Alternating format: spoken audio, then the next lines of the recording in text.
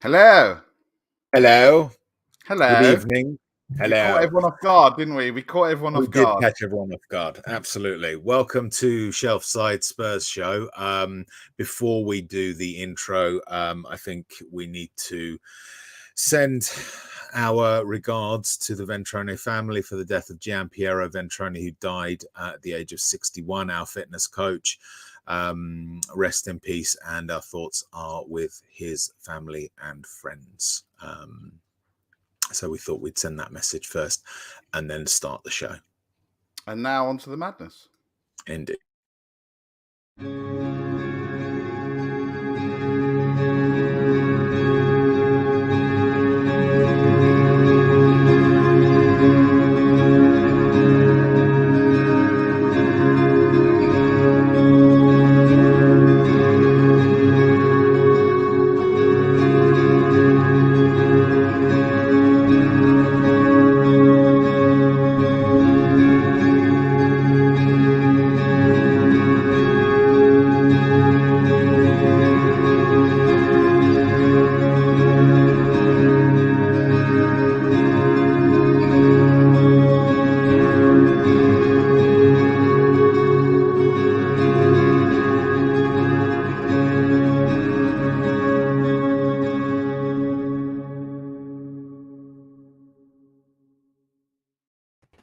Good evening, good evening, good evening. Yes, welcome to Shelfside Spurs Show and the madness that it incorporates.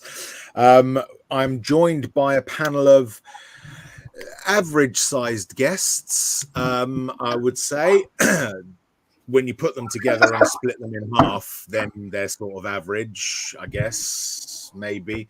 It makes up for having two giants on the screen. Welcome to my guest. Welcome to you, Kuva. Hello, how are you? Good to see you again. Been a while.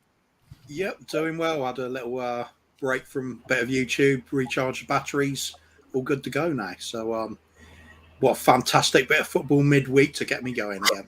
Yes, that's just what we wanted, isn't it? Just what we wanted. Fresh from his fresh roasting of the coffee. It's coffee on tour. How are you, Ben? Doing all right.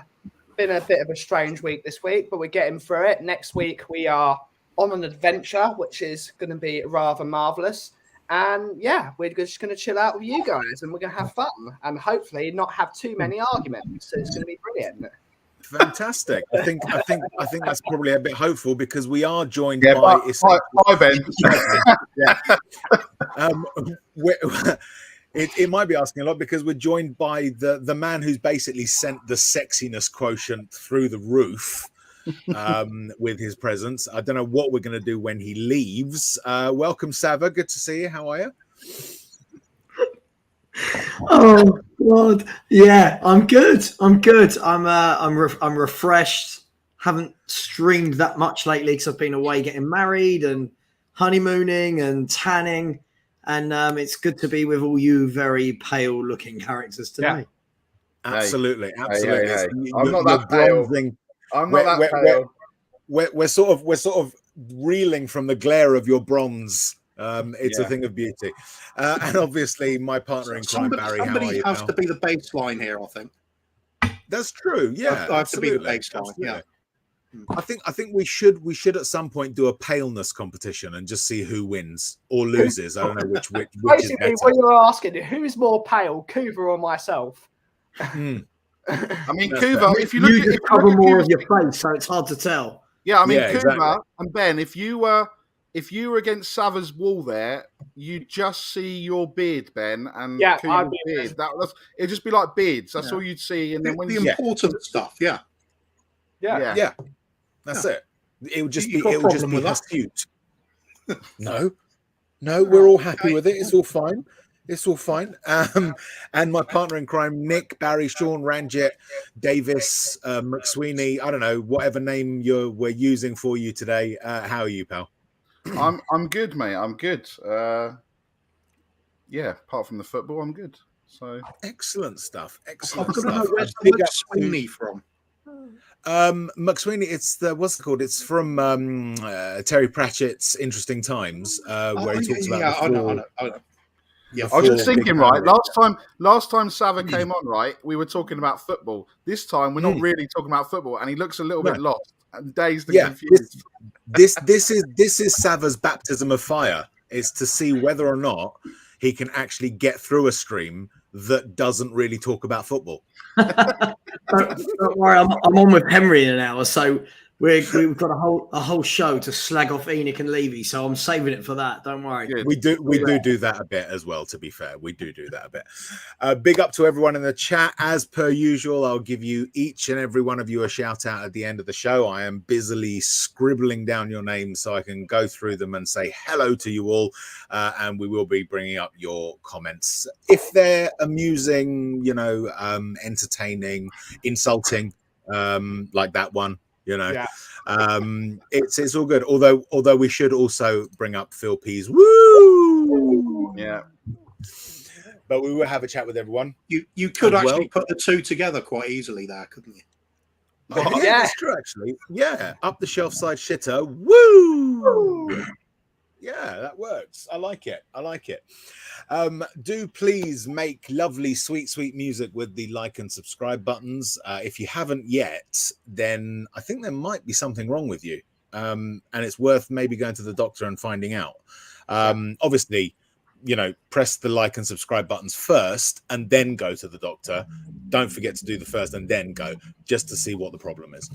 But yeah, let's jump straight in on it. Let's jump into it. Mr. Producer, what have you got for us? I've got some Spurs on this day in history, but I need to get à la histoire. À la histoire, yes. À la histoire. While I get it up. So, yeah. We have 3 for you, as always, but one has nothing related to football because I couldn't find anything. Excellent. I thought we'd educate you with some knowledge of what happened in Britain on this day, and I didn't put the year. I think it's like 1863 or something. So, yeah. But first of all, on this day in 1983, we became the first football club to float our shares on the London Stock Exchange. Correct. The issue was 4.5 times oversubscribed, with 12,859 applicants. And look where it's led us. Oh, it gets better. It gets better because the next one's even better. Okay. October 2013, Sam Allardyce's 4-6-0 stunned Spurs in a 3-0 win with Winston Reid, Ricardo Vazte, and Ravel Morrison with the goals at White Hart Lane. Is that where Conte gets it from? The 4-6-0 from Big Tam, from Allardyce, yeah, Sam Allardyce. Yeah. If Stell's not know, he's gonna go mad. Did you not know that it's not actually Marco Bielsa that's the or not Marco, Marcelo Bielsa that's the genius of football that everyone learns from? It's actually Sam Allardyce. He holds these seminars and everything where he just stands there with a beer in his hand and just says, "Fucking lump it upfield." Anyway, and a pint of wine in the other hand. That is just so unfair. He's actually a lot better than that. He really is. Actually. But it's really fun is to say, isn't it? And the only England manager in history with 100% win record. That's the truth. Come on, put some respect on his name, please. Yeah. No, I like Sam. I've got a lot of time for Sam. Sir Sam. And a great moustache. Oh, he had a brilliant moustache. Yes, he does. He doesn't anymore. You're representing, mate. You're representing tonight. So yeah, the last one. He shaved it off, hasn't he? Yeah, I don't know. Maybe not. I just thought it was quite funny that we had the stock exchange news on this day and 4-6-0. But for everyone that likes to be educated, William Tyndale, English religious reformer and translator of the Bible's New Testament, was strangled and burned at the stake for heresy. So just remember that. Surely heresy, isn't it? Heresy, hearsay. I don't know. Heresy. I thought you spelled hearsay wrong. Yeah, hearsay is a very different thing. Hearsay is a very different. Be a very harsh punishment for hearsay, I think. Yeah, it would. Hang on. No, heresy is correct, Nick. No, that's now it's wrong. Hearsay. That's now wrong. No, it's not. It's heresy. No, it's not. It's heresy. It's heresy. Right, well, Oh, you moved the goalpost, Nick. The self-side quiz champion is on your case. Well, and it's unfortunately changed for you, the Ben. name as well. Billy Tin or something. Yeah, And it was Tindo. back in Anyway. 1530. Anyway. I think 1530. Whatever. Yeah, I think that's it. All right. Yeah. Yeah, half three. Yeah. Well, I'm going. Oh, yes. So because Barry doesn't like odd numbers, he's just going to sit in the back room basically, and essentially tell me what to talk about. He's always praying for 2 points on a Saturday. This is it. Absolutely, that's what he does. That's what he 200 does. points he's hoping for. Yes. So after the train wreck that was Saturday, we got straight back into it on Tuesday with what I'm calling SausageFest 2022, because I can't resist the idea that we're playing in Frankfurt against Frankfurters, so sausages have to come up. Oh yeah. So, chaps, give us your thoughts. We'll start with you, Sava, because I think they're going to be the one that's going to be quite vocal about this one. So, talk to us. Frankfurt away was marginally better than Arsenal. It resembled something that looked like football. Our three forwards look like they've never played football before together, which is really worrying. It wasn't bad. I thought both teams were really sloppy. It was kind of like a school game, wasn't it? It was like, you have it, we'll have it, you have it, we have it. And there's not really much to say. It was the same 11. Then we saw Brian Hill, which is a treat. We saw Brian Hill coming on the right wing, which was lovely. Will Stewart was probably throwing things at his TV. He was. But it was okay. It was meh. Listen, I said I'd take a point before the game. We got the point, and we move on. But for me, it wasn't even that result, which was the big result of the day. It was actually Marseille turning over Sporting that left the group really wide open for everyone.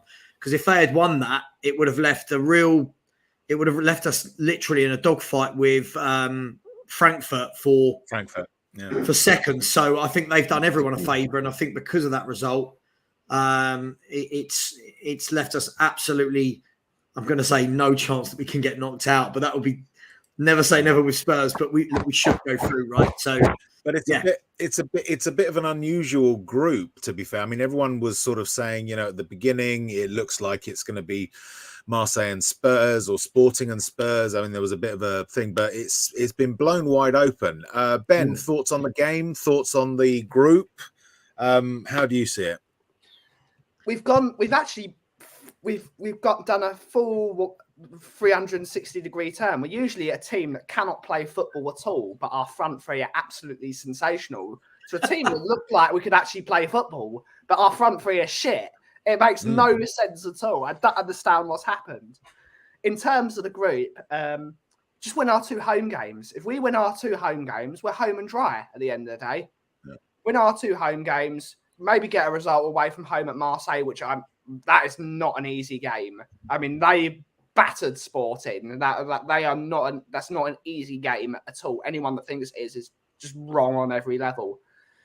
The team, there needs a creative midfielder in there. It was one of the things we were screaming about in the summer every single day. We need a creative player that's going to get the ball, not even just a creative, like a Cam style player, just someone that can get the ball and pass it forward. Because that is the problem. We've got too many of the same player in the same position. Højbjerg and Bentancur are functional, but they need a bit of sparkle. We showed the lack of Kulusevski in the team. Showed a complete and utter lack of someone that can get the ball, run with it, and then pick a pocket or pick a locket. And that's what we're missing. So it goes to show we have to sign one of those players. We have to. Otherwise, we're going to be struggling against teams that play 2 banks of 4, a bank of 5 and a bank of 4. We're going to struggle. So we have to... Ben, sorry to cut in. Just quickly, didn't Conte turn down both Eriksen and Maddison, though? Doesn't that tell us that he doesn't want one of those? I'm not saying you're not right. you're bang on the money. But isn't it worrying that he didn't want one of those? I think personally he would want a player like a Barella in that style of form, that someone's going to get the ball and muscle his way through. But at the end of the day, Milinkovic-Savic was available. And I don't know who I'd rather, Barella or Milinkovic-Savic. That's like asking, would you like Angelina Jolie in her prime or Scarlett Johansson in her prime? It's one of those ones that you could answer which one all day would you like to go for. But so Kuva, Scarlett Johansson in her prime, or 2 home games with easy win? No, 2 home games. That sounds easy, but it's Tottenham. Are we going to win those 2 home games? And how are we going to finish the group? And what did you think of the game? Sorry, I'm just pausing on the Scarlett Johansson bit. Yeah, actually, let's take a minute. Let's just take a moment. I'm a big fan. I'm a big fan. Big fan. Some of us are so good looking we don't have to pick between the 2. We just have 2 different nights. That's true. You'd have both. That's absolutely. I'm talking about you, Rez. I wasn't talking about me. I was talking about you, Rez. Well, I think it's between the 2 of us. We could do like a rotation thing. I don't mind. Always known as the spit roast. Kind of. Kuva, the group, the game. Are we going to progress? Is it just as simple as Ben says, win those 2 home games and we're home and dry, or are we going to struggle? I think if it was 2 away games, I'd be worried. Definitely. We're hideous away from home this season, league and Europe. We can still mess it up at home as well. The way we were ripped apart in Lisbon, there's nothing to suggest we're going to avoid that at home either. They looked a good side, full of invention, full of running. We couldn't handle them. If any of those teams actually take some chances, they're going to put us away. I mean, that game against Frankfurt, it looked like 2 very poor sides that were just giving the ball away constantly. The only big positive for me was Romero looked back to his best. Yeah, he did. The defense generally played pretty well. Even Eric Dyer, if there's not a lot really happening, he looks good, doesn't he? It's when the pressure's on, he suddenly disappears. But yeah, I think we should have enough to dispatch these teams at home. I mean, luckily we've already dealt with Marseille, who did cause us all sorts of problems. There's only the only reason we beat them, you could argue, is because they got the players sent off. We had to rely on those 2 Richarlison goals, didn't we? It's not going to be easy, but I think we've got enough to do it. But then after the group stages, oh my God, I dread to think what we're going to be like against one of the big boys. Could be an embarrassment. That's my problem, Cove. I was saying because me and Rez did the draw over on Tottenham on tour, Tottenham always perform better against better teams. When I'm worried is when Tottenham play a team that puts. As soon as we always perform better against Man Cities for some stupid reason. It makes no fucking sense. But it's been the reverse this year, hasn't it? If you look at the games we've not won this year, sorry if you can hear the pug snoring. Sporting, Marseille. He's just about Tottenham. Yeah, Sporting. Was it Sporting, Marseille, West Ham, Chelsea, Arsenal? I think those 5, maybe one other. All of the decent teams we've played, we can't beat. All of the lower teams we're beating, and I only imagine what will happen. Like Kuva said, if we get, you'll get someone who's finished first or second in their Champions League group.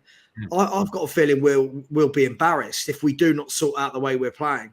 I know it's far off, and we've got to qualify first, but something's not right, lads. Something's not right, and I'm not just talking about your tans. Something is not right. Tan?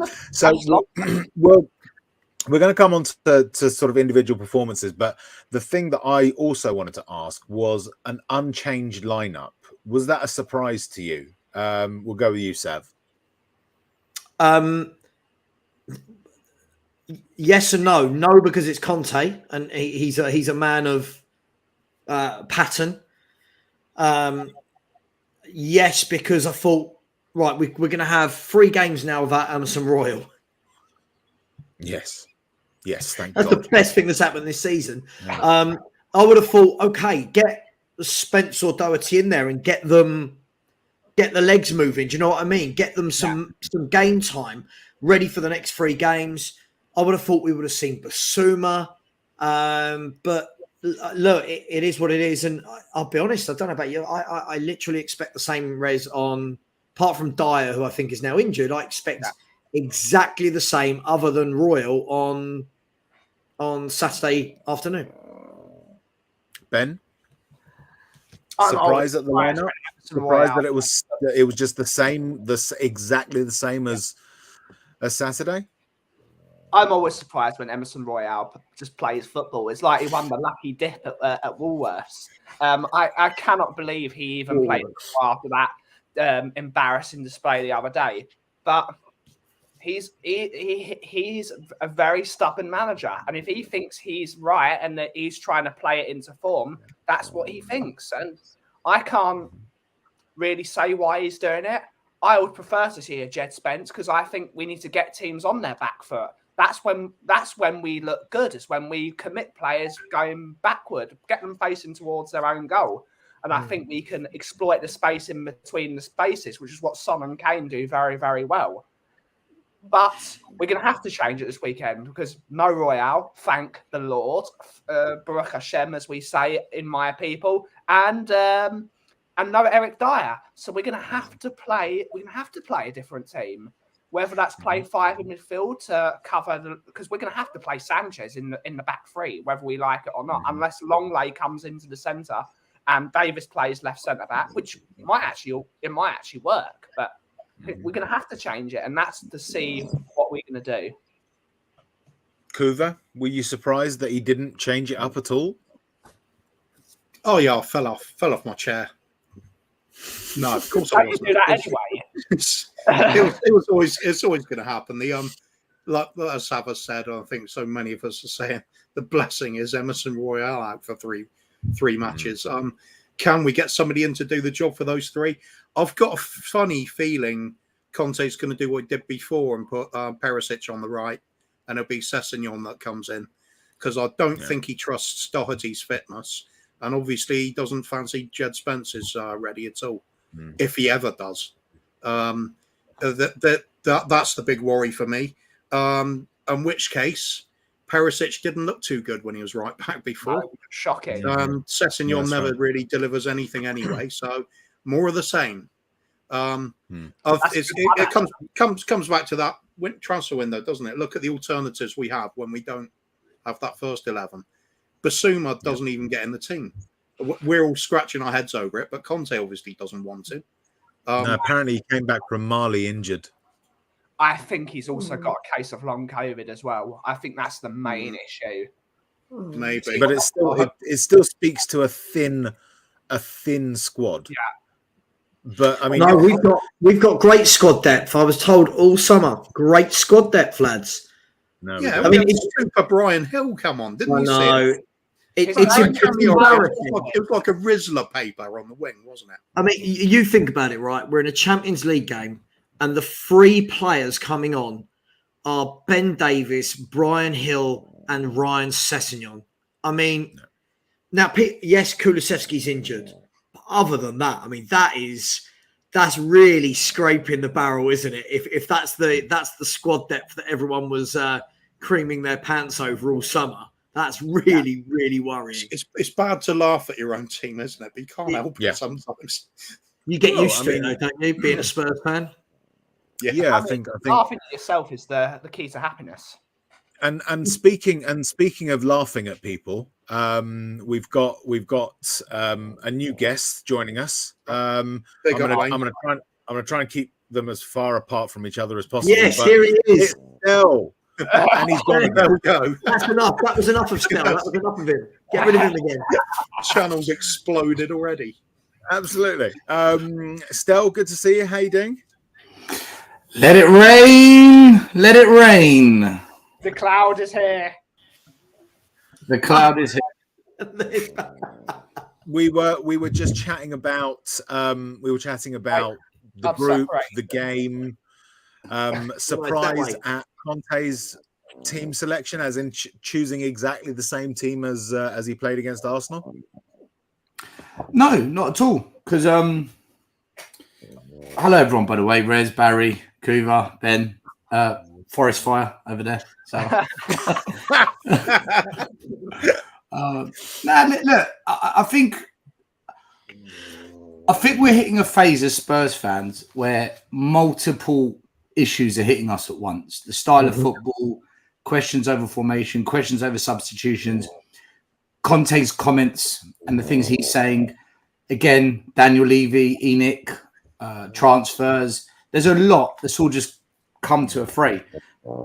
So I think because there's so much going on, it makes fans think in different ways. Is someone farting? No, I was just looking at it.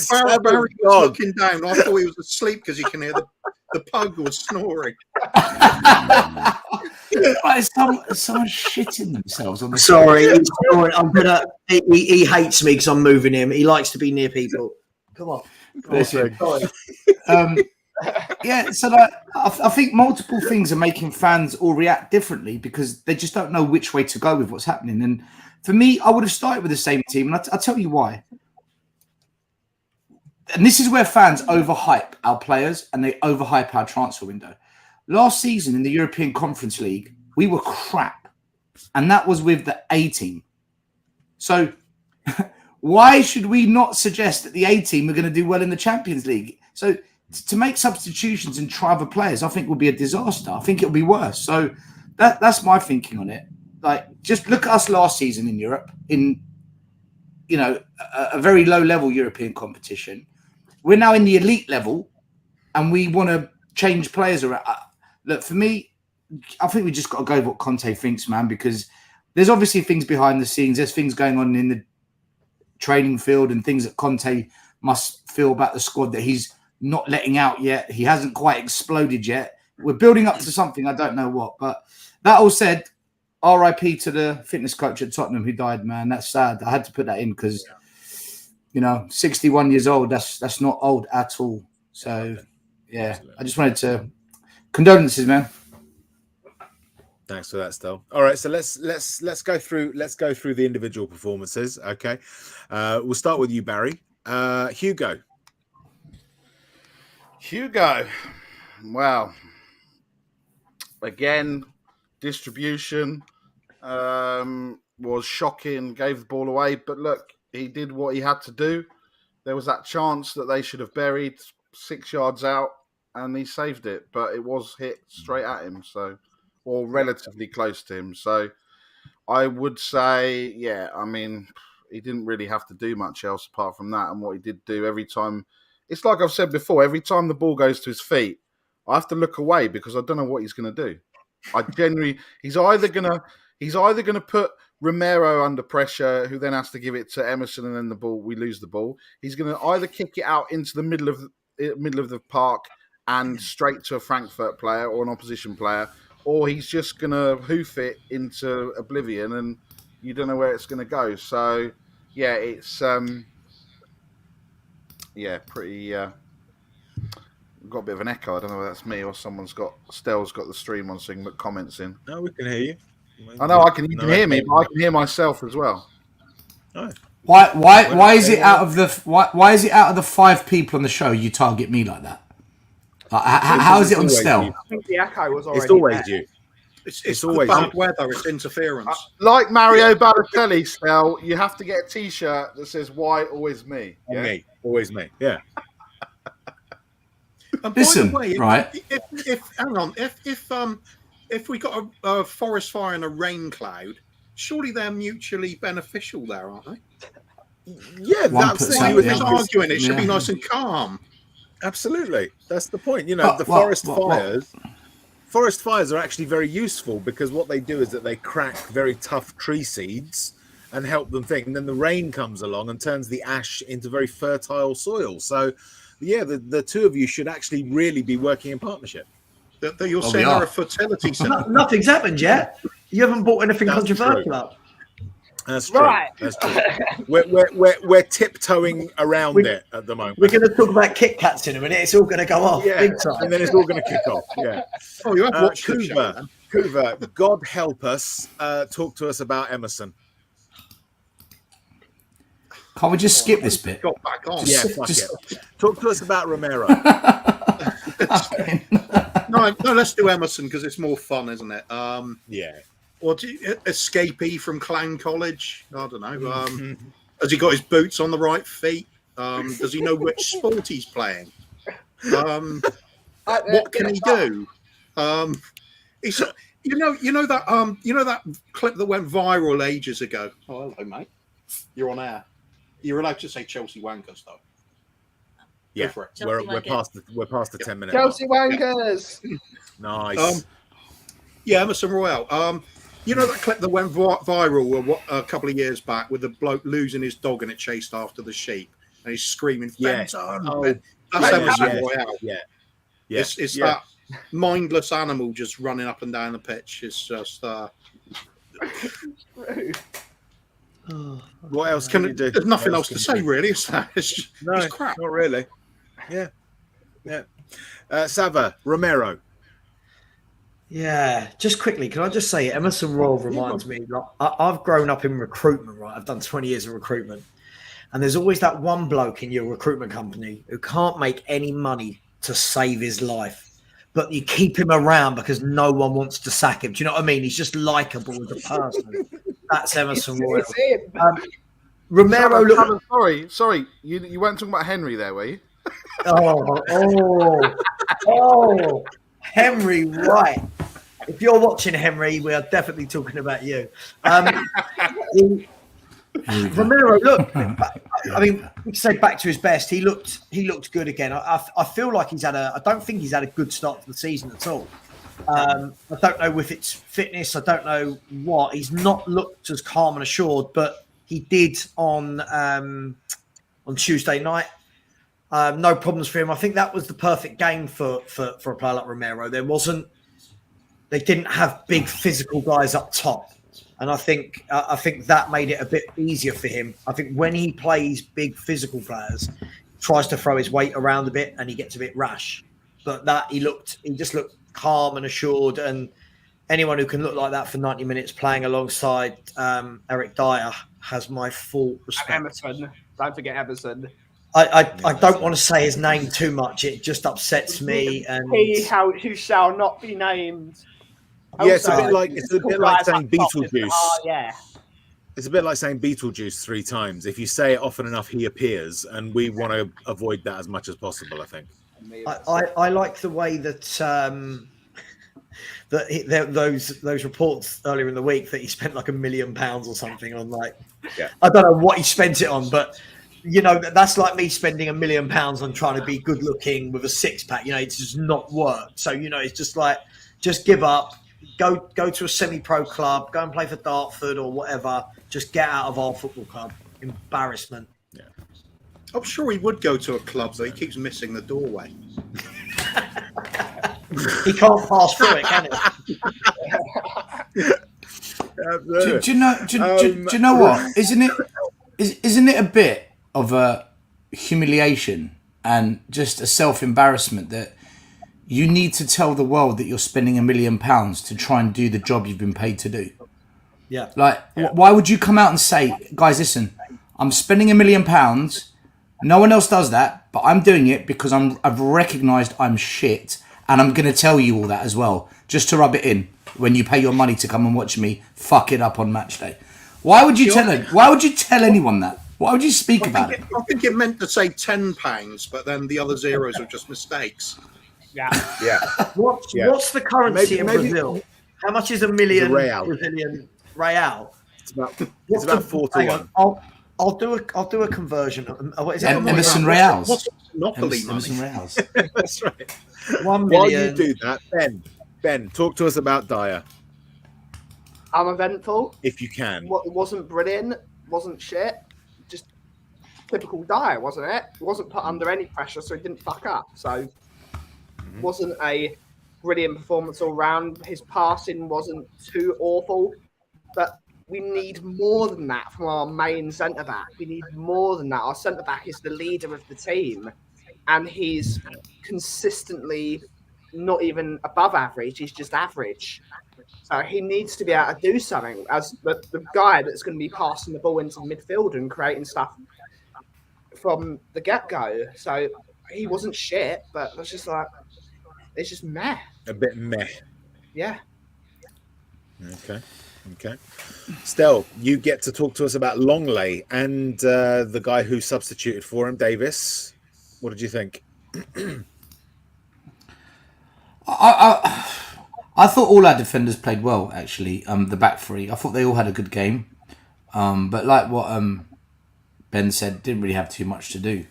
But when they were called into action, had a couple of difficult corners to deal with, they put a bit of pressure on us. They dealt with it. There was that one moment where Romero tried to clear it, fucked it, then put Dyer under pressure, who fucked it, and then that's how they got the ball to the edge of the box and smashed it over the bar. But I thought they were fouled, actually, when that happened. Me and Barry were doing a watch-along, and we said it looked like a foul. But, yeah, no, listen, I thought Longley played well, but do you know what? All this hype from our fans that, oh, he's better than Ben Davies, he can play 70-yard passes, and he can play those... I didn't see any of it. I didn't see him put not once, a really good, dangerous fence midfield splitting pass once in the game. I just think he's... But isn't as Savage says, he's meh. Isn't that how he's been told to play? Because at Seville and Barcelona, he did do that an awful lot. So for me, I don't see any of our defenders doing that. I think that's how Conte wants them to play. Yeah, but Sava, I saw him on the ball, get close to the halfway line, and I'm thinking, right, just lay it off now, just lay it off wide, and he gives the ball away. But it wasn't just him. Yeah, they were all giving the ball away. It was. I'm not just picking on him. I don't know with Longley. I think he's meh. Yeah, exactly. It's just. It's what you get when you bring in every player a little bit meh right now instead of buying a centre back. Here's a question: is every player playing a little bit meh right now, just across the board? Has anyone in our squad actually really turned it on this season as yet? I would say Bentancur versus Leicester, who was very, very good. And he was probably one of our better players against the scum down the road. But apart from that, Kulusevski's been all right. Would that be classed as really sort of stealing the show? Has any player made the headlines for their performance this season? I can't remember any. I don't think there is one midfielder in this club right now, maybe Basuma, but we haven't seen. I don't think there's one midfielder in this club right now capable of stealing the show. I don't think any of them are good enough to steal the show, if I'm honest. Højbjerg and Bentancur, they'll give you 6, 7, 8s out of 10. You'll never see a 10 out of 10 stellar performance, run the show, run the game. Then you look at Skip, he's not going to do that. Basuma, we don't know. And then you look out wide and I don't know. I just think, take away the front three, we're fucking shit. Mm-hmm. But the front three haven't done it either. I mean, apart from Son Patrick at Leicester, none of them has actually really, really been sort of star player material this season, have they? To his credit, at least Kane is actually sticking the ball away on a regular basis. He hit the back of the net, though, Coob, as you said the other night. He did actually manage to hit the back of the net. Physically put himself in the back of the net. Yes, he did. He was trying. He was certainly trying. But Barry, talk to us about Perisic and Setsignon. What did you make of their performances? Perisic, I would say it was probably his worst game. The balls they were actually, like Stel was saying, they were actually attacking Perisic's side more than Emerson's side when they did attack. The ball was going over the top. He was having to run back. It wasn't a great performance. I would say it was probably his worst game in a Spurs shirt. But like Stel said, he's 33. What do we expect? Do we expect him to play week in, week out and play 3 games a week and then expect him to be world class in all those 3 games? It's not going to happen. Cesc came on and then obviously Perisic had that chance that he should have gone across the keeper that he just tried to bang in. And he did a couple of, he took on players. He did more than Brian Hill or anyone else in terms of taking on the players, getting to the byline. But yeah, it wasn't great. And then Cess came on because obviously we're saving Perisic to play right wing back on Saturday, and Cess didn't really do anything. Again, he came on and just didn't do anything. Just was ineffective. And we haven't. Yeah, I don't know. I thought we would see him kick on a bit and have that, learning from Perisic and having someone there in that position. But I'm sat there now and thinking, what, why have we let Reguilon go? Because I'm sure he'd actually in a back. He's a better player, but not in this system. Yeah, no, I get that, but his misses is absolutely banging. So that's one. That's what. If you follow her on Instagram as well, oh my god, it's like insane. Yeah. It is true. It's probably worth an extra point each week for that, isn't it? Yeah, 100%. Yeah, but look, at least I guess. Big up, Marta. Big up. She gets up my league table. That's for certain. I just think. Yeah. Also, Pep Guardiola's daughter as well. It's quite interesting on Instagram. I sound like a massive pest right now. Yeah. Fuck it, I might kick you out, to be honest. No. Okay. Kuba. Rodrigo Bentancur. Anything of interest in that performance? Anything of note in that performance, or was it just purely functional? Purely functional for me. He played within himself. It looked like it was intentional as well. It was part of the plan. I think he didn't seem to give the ball away as much as other players. I'd have to check the stats for that, but it did seem like he was there to just solidify things at the back, make sure there were no surprises happening, and he was just shifting the ball around, very workmanlike, no imagination to the game. He did okay, but nothing special. Okay. Sava Højbjerg.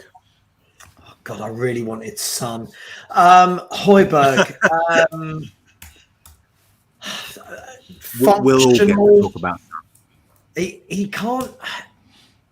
The problem with Højbjerg, he's got no legs on him, has he? Everything looks like when he runs, even if it's in the warm up at the beginning of the game, it looks like he's just played 90 minutes and is looking leggy. Do you know what I mean? It looks like it's all he's in treacle. He's okay. Højbjerg for me is your typical 6-7 every week. Not particularly good at anything. Not terrible at anything, but our fans seem to have this thing. I'm sorry if Ellie's watching. I'm so sorry. They seem to have this thing that he's this great midfield player that passes elegantly and dictates a game. And look, I think if Bentancur and Højbjerg are your midfield too, I don't ever want to hear people talking about title challenges. You just don't. You don't challenge for titles with those two plodders in midfield. Sorry. You need Basuma next to Bentancur. You need Basuma. I just can't believe why. Yeah, I agree. Yeah. Ben, you get Richarlison. Also, subsequently, Brian Hill. Brian Hill, absolutely. He was all right. Didn't get into any positions, really. Possibly could have had a penalty. I don't think it was a penalty, really. It was just... Ben, he absolutely bottled that. That chance. Like, me and Stell were watching it going, that on first look, you were thinking, and then you saw it and you were like, oh my God, he's just bottled out of that tackle. And Stell was saying, like, they're coming up to a World Cup, so do they really want to throw themselves into tackles with a chance they're going to get injured? And he knows he's going to play, so he's going to bottle a lot more of those challenges. He worked hard, but we need something more than someone that runs around and works hard. We need a bit of je ne sais quoi, as Rez would say. We need a bit of sparkle of brilliance, and he just wasn't offering that tonight. His crossing wasn't great. He wasn't really getting beyond Kane to allow him to pass. It just wasn't brilliant. He wasn't anything too special, really. And when it comes to Brian Hill, I'm very happy I've got Brian Hill. My God, is that man shit. The only thing he is good at is looking like Howard Wallowitz. That's the only thing he's physically good at. He is awful. He only did one thing in the entire game, which was in his out of position, was he got the ball and he dribbled past someone. What did he do? But every time someone went anywhere near him, it flew away. He fell over. He blew away. Yeah. Yeah, he's got the tensile strength of wet cardboard by the looks of it. You know? Wasn't Will was saying his son weighs more than Brian Hill. Yeah. Will hates Brian Hill. Hates if him. you've ever seen old KSI videos of him doing the Fus Rodar, which is a Skyrim reference, and just saying Fus Rodar, and then a player flying across, that's Brian Hill when someone gets 10 feet between, it's like bang, and he just play Dragonborn. Bum bum bum bum. Play Dragonborn. I think a bad case of halitosis would probably take him out for 6 months. Halitosis. I think I have got more strength than Brian Hill. That's how weak I think he is, and that's saying something. And I've got the tactile strength of this random bit of tissue here. But that's not random. Yeah, not random, Ben. That's not random. Oh, yeah. That's all part of the plan. Absolutely. He is one of the saddest cases of a footballer I've ever seen. Conte came in and immediately put everyone on a diet. He needs to be put on the seafood diet. He needs to be eating schnitzel and chips every night for dinner. That's what he needs. Schnitzel. And that's what he needs. I feel sorry for him. He's too slight. He's far too slight. He's not got the strength. I mean, look, in the Premier League, which is probably the most physical league in Europe, forget that. He couldn't even stand up to a Frankfurt team. Now, obviously, the Bundesliga is quite physical too, but he was just being knocked all over the place. He also seemed lacking a lot of composure, just throwing himself around the pitch as well. Yeah. He was in Spain. I don't think it's anything to do with the leagues. I think he is technically a very good little footballer, right? Good little touches, but I don't know what formation he'd be effective in. I don't know why. I mean, Paratici alone. I mean, first of all, for signing Hill should be sacked. Secondly, for signing Emerson. Thirdly, for signing the rapper stroke goalkeeper. Then signing Papa Sarr. Listen, this guy should have been sacked 15 times over already. Just saying. Do you know, he reminds me of that player Spurs used to have. He's a better version of that player. Do you remember that young kid from the academy called Davies that used to play for us about 20 years ago? Oh, yeah. Simon Davis. Davis? Which one? Yeah. Sean I Davis. can think of two Davises. He had long hair. It's a little bit wavy. Simon Davis. Simon Davis. He reminds me of a better version of Simon Davies. Just never going to do anything at Tottenham. When you say better, I don't think. Yeah, well, better or worse version. Footwork wise, that's it. I see. No, I think Simon Davis is better than him. Simon Davis much better. All right, well, he's a shitter version. Right. He's a shitter version of Simon Davies. Okay, I'll let this Stell's flip flopping again. Yeah, he always does. Mate. First Simon Davis was shitter than Hill, and then all of a sudden he's better than Hill. Can you not make your mind up, Stell? They're both going to do nothing at Spurs. They're both doing nothing at Tottenham. Well, I tell you what, as it's you, Stell, but we'll open it up to everyone afterwards. Talk to us about Sonny.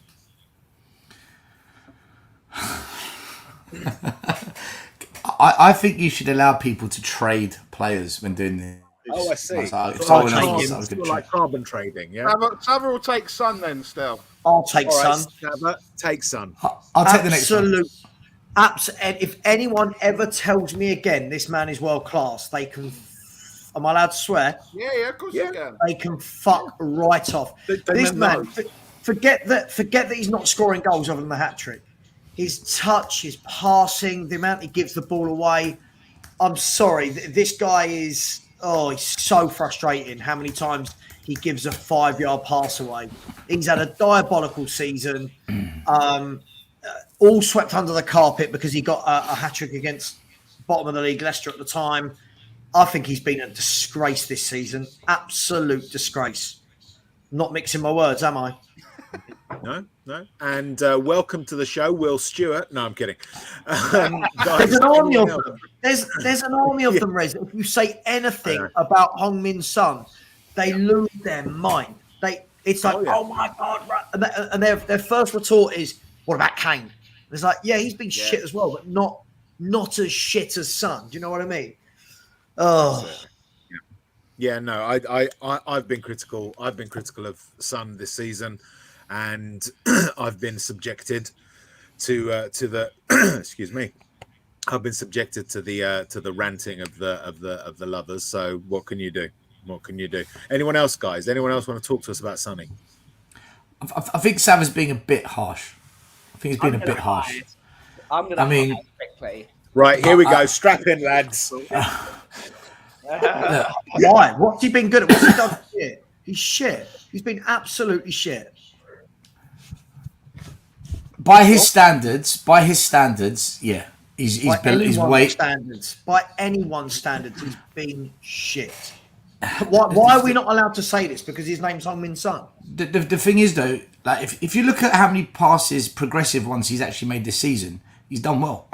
But because we're keeping an eye on assists and goals, no, we're not. We're not looking at other parts of his game. If you look at all of the front, if you look at Perisic, Kane, Richie, Kulu, and Son, out of all of them, defensive duties, he's done the best. So there are sides of his game that he's done well at this season. There is, but we just don't look at. No one really observes Son in a defensive mode, or does he link up play? No one's really looking at that. They're looking at assists and goals. That part of the game, he's not been good this season. I agree. That's the only reason I say it's a bit harsh, because half of his game has actually been good. It's the other half that we want to see, that we're used to seeing being good. Then Sav's got a point. Not for me. I think he's been one of our worst players. Do you think his position has changed this season? Because for me, he's playing more like a midfielder than an attacking left. Because Perisic is doing all the work out wide. And I wonder if that's just... The amount of times now you see Sonny with his back to goal, taking the ball to feet. That's not his game, is it? He needs the ball into his path, going past the last defender. Amazing. It looks to me like the tactics have just changed. But it's the back. He couldn't put it in the back of the net. That was the problem against Frankfurt, at least. He couldn't put it in the back of the net. Ben, none of them could. None of them could. The weird thing is that everyone talks about Kane being the sort of the real lethal thing. It's actually Sonny's got a better conversion rate. You would expect Son to, when he's got a chance at goal, to put it away. I mean, that one that he skewed wide was unbelievable. That's the thing. You wouldn't expect it of him. You in that position, you think that's in. So is there something? I mean, we keep coming back to it. We've been talking about this all season. That was our 11th game of the season, I think, so far, and in all but one game, the one where he didn't start, we've been saying what's wrong with Sonny. So what is wrong with Sonny? What's wrong with Tottenham, mate? do you think part of it's team? Yeah, do you think part of it's psychological, because we're creating so few chances now that when strikers do get a chance, they have to take it. It puts extra pressure on them because they know they're going to be waiting 8-9 minutes for another chance. Whereas in previous setups, we'd be creating 20, 22, 23, 24 chances. Now we're creating, against Frankfurt, we only made 11 attempts. Where's the 4-0s, the 5-1s, the 5-0s that we were doing at the back end of the season? It's the same group of players. Yeah. So, well, hold on. 1 minute, Nick. 1 minute. We beat Southampton 4-1. We beat Leicester City 6-2. Was it 6-3? So we are still doing it. Fulham, not Fulham. Who was it? The Leicester game, the scoreline doesn't represent the performance. Whereas, when we beat Norwich 5-1, when we beat Villa 4-1 and all that. He never said performance. Represented the performances. No. Ranjit was ranting about scorelines. But the point he's making, Ranjit, is that we were demolishing teams. now we're not demolishing. We didn't really demolish Southampton. It was just we took those few opportunities that came along and did them. With Leicester, we were 3-2 up. It was only 3-2 up when Sonny came on, I think, or it could have even been 2-2. And it was just his specific performance that made it that wide scoreline. Whereas the one thing that you can say about Spurs this season, and I've said it before, we've not won convincingly. We've not won convincingly. We've won, and that's a positive, and I'll take that all day long. But we've not won convincingly. And part of the reason seems to be that we go back to the point I made earlier. None of the players has really turned it on this season. Why is it that they've not turned it on this season? Yeah, I mean, sorry, just quickly. That Leicester game, 2-2 at half time, we were hanging on for dear life for that half time whistle. They were all over us. And that was the bottom team that was getting spanked by everybody. We're just wrong at the moment, aren't we? Do you know what, Rez? I think fans, they listen to Conte and then they forget very quickly the things he says. Okay, he said we need 3-4 transfer windows. We've had 2. He said after the Frankfurter game, to compete in the best competitions in the world, the Premier League, the Champions League, you need a really, really big squad. So what he's saying there is, I don't have the squad for this. He's telling us where we're at. And with all due respect to Conte, you know, we were pretty bang average in December. It wasn't, and January was even worse. It wasn't until we went to 1 game a week where we started doing the things that you and Barry talk about, convincing wins, smashing teams. Now we're playing 2-3 games a week. The squad's being exposed for what it is. Simply not good enough. But as much as people might want to put that on Conte and say he's on £20 million, he should fix it, and that's a fair argument to have, my response to that would be, name one manager at Spurs that hasn't had this issue where the squad can't compete on all fronts. Name one under Levy and Enoch where they've had a squad where you could say, yeah, this manager's got a cracking chance here of doing something. We ain't got a squad depth. Listen, I need to jump in a minute. Can I just say, I get that, but for me, that just simply doesn't excuse the absolute shocking football. I get it, right? But when you look at who we've beat this year, we've beaten the bottom 4 and Fulham in 8th. I mean, that's as I think, I'm not sure who said it, that was the same group of players as last season. And now all of a sudden, we look bang average against a dreadful West Ham team at the time. Arsenal played us off the park. Chelsea, who were horrible at the start of the season, played us off the park. And I don't want to hear that it was their cup final. Shouldn't matter. Sporting Lisbon played us off the park. Marseille were all over us, only when they went down to 10 men. And then we didn't even look anything special against Frankfurt. So why have the performances gone backwards from last season? I'm not saying he's got a great squad. You all know I hate Enoch and Levy, but they've gone backwards. This is worse. But at the same time, Sav, is it, can we say with certainty that is specifically the manager's fault? I know that he is the one that manages the squad. Yeah, I get that. But we have seen this with other managers as well. And obviously it's been different players too. So look, let's simplify it. Can I Rez? Hold on. No, one sec. I've got a question. Sorry.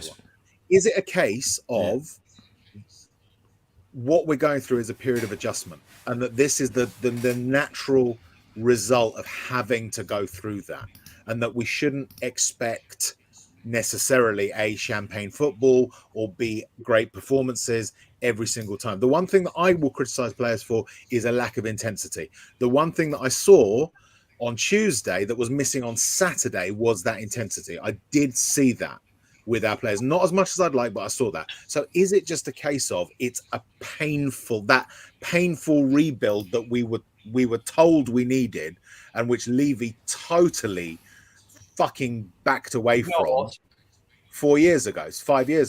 Is that what it is? Is this the pain that we were told we'd have to go through that we are now having to go through? Is that what it is? Kuva.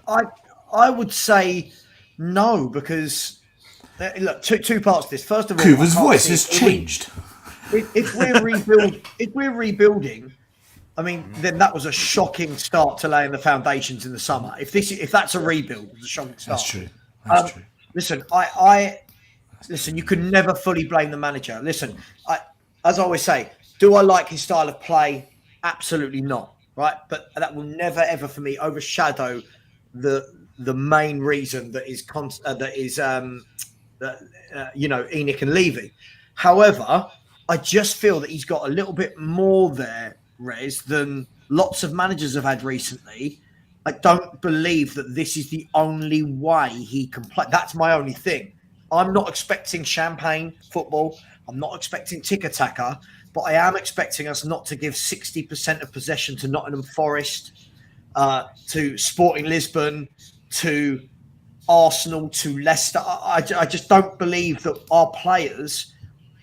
Just quickly before I go, let me sum up like this. Before the North London derby, everyone would go, who's getting in a North London 11? And you speak to anyone, they're midfielders, Xhaka, Partey, Odegaard, they're all shit. They won't get in above Højbjerg and Bentancur, and Martinelli doesn't get in above Son, and Jesus doesn't get in above yada, yada, yada, yada. Right? So if those players are so bad compared to ours, right, then you can only lay it at the manager's feet that we let ourselves get outplayed to the point where it was embarrassing. That's my only thing. How can he not get them to get even parity of possession with these teams that are worse than us in the league table? That for me is just not acceptable in any way, shape, or form. I mean, current form. Would you even say any of our players get into bloody Arsenal side? No, we're arrogant. We're so arrogant. Yeah, we're really arrogant about this. Do you know what's interesting? We're saying all these things, yet last season we finished 4th. We're currently 3rd. Last season we couldn't get out of that European Conference League group. Currently we're 2nd in the group. We're doing better. I know it sounds crazy. I know it sounds nuts, but we are actually doing better. Well, only because we've beaten some really crap teams and not beaten anyone decent. That's fine. Yeah, maybe. Well, it's not maybe. It's fact, isn't it? Look who we've beaten. We've beaten the bottom 3. Our only away win this year in all competitions is against bottom of the Premier League, who just lost to second bottom of the Premier League 4-0. Right? That was our only away win. Guys, I've got to drop. I'll leave you. Before you go, Sav, tell us about your channel, where people can find you. Obviously, not immediately next. Don't tell them about that. Yeah. But in general, where can people find you? My channel, you can find me at Sabatalk Spurs. Do a weekly show with on the Spurs Corner with Henry, Will, and Stel. I do my phone-in shows where Kuba's normally my side man, my number 2. Oh yeah.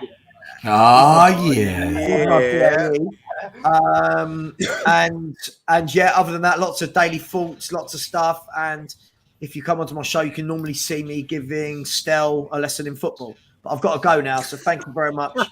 Much love. Bye, Sava. Bye. Thanks for coming on, Sav. Take care. So yeah, okay. What's next? Fucking hell, he talks a lot of shit. That's honestly the amount of shit he talks. It's unbelievable. I've got someone is echoing. Someone is echoing. And yeah, can you guys check? Let me check mine. I'm gonna go mute. I'm gonna go mute, and then you guys talk, and let's see, because I'm testing a new microphone, so it might be that. I just muted my mic and I couldn't hear myself. I can still hear it, so I think it might actually be yours. I can't hear echoing at all. I don't hear any echoing either. I can. I can hear it. Is it possible that it's Nick? I think it's Ramjet. Well, I just muted mine, so if I mute my mic and it's not me causing the echo, so it's Ramjet. Can't hear you, Nick. Can't hear you. No, I can still hear the echo. I just heard it. Yeah. Go. I think it's Kuba. So talk, yeah, but you're on mute, Kuv, at the moment. But I can still hear an echo. If everyone goes to settings, audio, and ticks echo cancellation, it should take away the problem. If everyone does that. Still, mute your mic.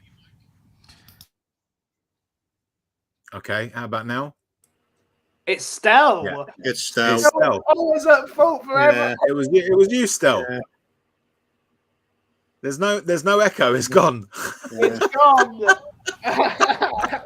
All along. Why always me? 1 minute. Tell me now. Is it gone away now? I don't know. Let's say something. There. Hold on. It can't be me. Let's speak I now. know it's there. It's Check 1, definitely check there. 2. I can't hear it at the moment, but Oh, it's okay now. It's why It's always Nick. me. It's Nick. It's Nick. He's gone. That's why. Right, this is gripping entertainment for everybody. it really is. I bet you guys are so pleased that you tuned in to see the epic sound coach. That's it. The epic of the sound. The epic of the echo. I think absolutely. Gripping view. Anyway, Can you Dire hear Straits what the Road. cough is echoing? yeah. That's not me, so. So, chaps, Eric Dyer injured. Are we going to die now? I've got a theory on how to cope with that. We'll just get a mannequin at the back there and put Eric Dyer's face on it. Get it pointing Also in a certain known as direction, Davinson Sanchez. and just make the So mouth essentially move you're saying- occasionally because it's the same as him playing. So you're essentially saying just put a Dyer mask on Davinson Sanchez. As long as you point and shout, you don't actually have to kick a ball or anything. Ah, I wonder. Sanchez Rez, doesn't point and Rez, shout, I don't does think he? I don't think I heard. Could you repeat that? Did you say, "Are we all going to die"? Yeah. No. I just said, are we all going to die now? Not. We're all going to die. Yeah. No. I'm not that clever. Should have just accepted that one. I wondered why It's, Kim was going out for a quiz night with her friend and probably going to be having some alcohol beers or whatever shit. Some And now- alcohol beers. Alcohol beers, if you watch Family Guy. We now know why. She's celebrating the injury of Eric Dyer. So you rapscallion, Law the Destroyer. We know why. Maybe Kim's going out has caused Dyer's injury, like as a ripple going backward through time.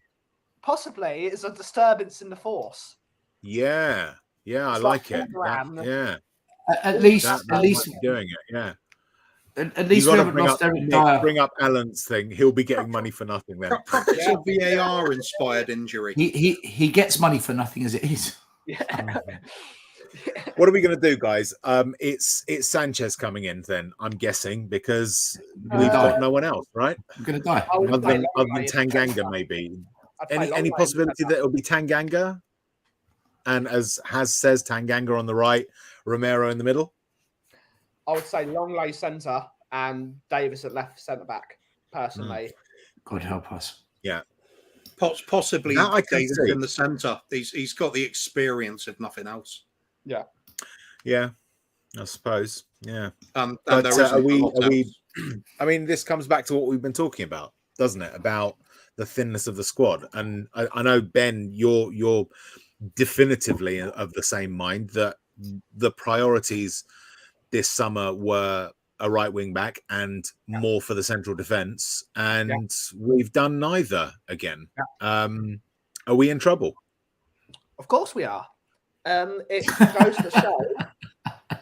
It goes to show I love it. the all 8 players in was a facade, because those 8 players, the majority of them coming in were to replace players that were leaving. It was a facade. It was totally and utterly papering over the cracks. We did not buy a central centre back like a De Vrij, who was not very much money, by the way, not a lot of money at all, and would improve our team massively. We didn't sign the players we needed. Centre back, a left centre back for covering Davis or improve on Davis, and a central midfielder that can pick a pocket. We didn't sign any of those 3, which is why we're failing as a squad, because we can't play football properly except for against Frankfurt, which was bizarre, really. And even then, we only got a 0-0 draw. Yeah, that's it's ridiculous. But we did not improve where we needed to improve, and it shows. It massively shows that the squad is less than paper thin now. It's what's it called? It's poor quality Tesco toilet paper thinness. That's how bad it is. But then again, we come. Yeah. Go on, such a chance to fit in the Monty Python reference and just say it was waffle thin. So again, we come back to it. Okay, we've had, should we be patient? Should we be waiting for more transfer windows? Well, we are patient. We're a cancer patient at the moment. Jesus Christ, that got dark. We're dying. The team is dying. Shit just went south quick. Yeah. So, Estelle, I apologise if that offended anyone. Ben was doing. Ben, that is what the team is. It is dying. It is a team that is so thin. One player gets out injured, and the entire team collapses. That's how bad the squad is. Do you know what? I love the way you were going 70 miles an hour down the fast lane, then pulled up the handbrake and slammed it into the central reservation, and then you tried to tell the police you weren't the driver. I fucking love you. I love you for that. He was doing the right You're thing. a legend. Talk your way through it. If you hit a rough patch, just go. Keep driving. Keep going. It is what we needed 6 years ago was a total rebuild of the squad. We needed a total rebuild, and we've not done it, and it's progressively getting worse. What we needed. Can I ask a question? I want to ask this question. This is what's been interesting me, right? If you could, let's say, for instance, we all took on board the idea that it's going to take 3 or 4 transfer windows, which I think is valid. Okay, no, I mean, look at Nottingham Forest. They brought in 24 players over the summer, and Steve Cooper, they're talking about sacking him, right? So cancer bounce, yeah. So that's all right, Wayne. Not a problem, mate. We'll come to you. If you had 4 transfer windows, right, to basically bring Spurs back up to where you believe they should be, we as Spurs fans believe they should be, what would have been the start in this transfer window? What would you have done in this transfer window? We'll go round. So we'll start with you, Kuba. You can bring in 8 players. What would you have brought in today? And are there any specific players that you think we should have brought in that we didn't? There's massive lists of players we could have brought in that haven't, but it's not worth going into it all. Just identify the positions, though. One of Conte's major resources for getting his team to function is the wing backs. We had no decent ones. I would have gone straight out. 2 right wing backs, 2 left wing backs, a couple of central defenders. You've at least sorted yourself out of the back then. We've already got quality players up front. Then just find somebody who's at the decent couple of options for creativity and doing something at the final end of the pitch. We've got a workman-like team. We've added more workman-like players, but bar Perisic, who's obviously got the quality, but he's running out of steam. He's coming towards the end of his career. How long have we got him for? A season, maybe? We're hoping to stretch it to 2. I don't see it going much further than that. We've got Longley on loan, so he's going to be gone at the end of the season. There's no option to buy on that. So instead of buying players to strengthen the team over the course of time, we're buying plug the hole sort of players. It's stopgap players. Oh yeah, good timing. We're not big up Bobby and Bobby. So we've been Bobbified. No 2 for 1 discount. It's the same over and over. No progressive thinking. Do an immediate sort of patch-up job and hope for the best. And that's all we ever do. Wayne asks a really good question here. He basically says, why do some Spurs fans think you'll do more in 4 weeks in January than you did in 12 weeks in the summer? No malice intended, curious as a neutral. No, absolutely. No. Good point. Listen, Wayne, you're not insulting any of us, because a lot of us have been sort of asking that question. But why is it? Why I mean, are we fooling ourselves? Are we basically saying, oh, it'll be fine? Have we bought in to essentially the seeming 22-year Levy Enoch one for the future, or the next transfer window, the next season? Should we be demanding more now? Rez, last year put a tweet out saying the fans of Tottenham are the problem. The fans are the problem. I got ripped to pieces. I got torn to shreds. It was the beginning of the end of me on Twitter, right? It only went bad from there. I was right. I was bang on the money, right? Ben has nailed it. We are paying the price now for what we did in 2019, 2018, whenever it was, to Poch. He told everyone, it's the most used quote on every channel. Here's the house, where's the furniture, right? It's 3.5 years later, 400 million pounds blown on 4 different managers later. We are pretty much in the same situation, but Conte's actually pushed us up the table. Third, we're going to qualify out the Champions League group. We're not going to not get out of that group. We will get through, right? He's actually elevated us in terms of results. But fans who want Poch football back, fans who want us to be challenging for the Premier League like Poch got us doing, fans who dream of another Champions League final, none of that is going to happen. It's deluded, because no matter what manager has come in since Poch, none of them have been given the right tools. None of them. So unless we give it to Conte and see what he can actually do when he's got those tools, we will continue to regress, and the fans will continue to turn on each other. The fact we've got fans blaming Conte and saying Conte out. Bob Spur, he's been saying for months, just put Ryan Mason in. What's the fucking point? Just put Mason in and let him get on with it, because he's going to do just as well as every other manager, because none of them are getting backed. We're paying the price for not backing Poch. And fans that now say, get Conte out, well, what a waste of 4 years that was. And in those 4 years, we've allowed all the competition now to close the gap. Arsenal are back. Man United will be back. Newcastle are on the march. Where we were pulling away with Liverpool made the moves, bought the players and pushed on. We kind of hanged about here. And then this happened. And now the competition's coming. If we get rid of Conte, whoever comes in next, not only will they have mission impossible because our best players want to leave, not only will he have the weight of the club on his shoulders, he will then have to deal with more competition than ever before. We are in a position where there's only one choice. Back Conte, back him to the high heels. Don't stop backing him, or we are fucked. We really are going to be fucked otherwise. And anyone that can't see that, I don't know. I don't know what else I can say. How many more people can I turn against me? I've tried. I think very quickly before Bobby's come in, I was just going to say, apply that. I'll agree with what you said there.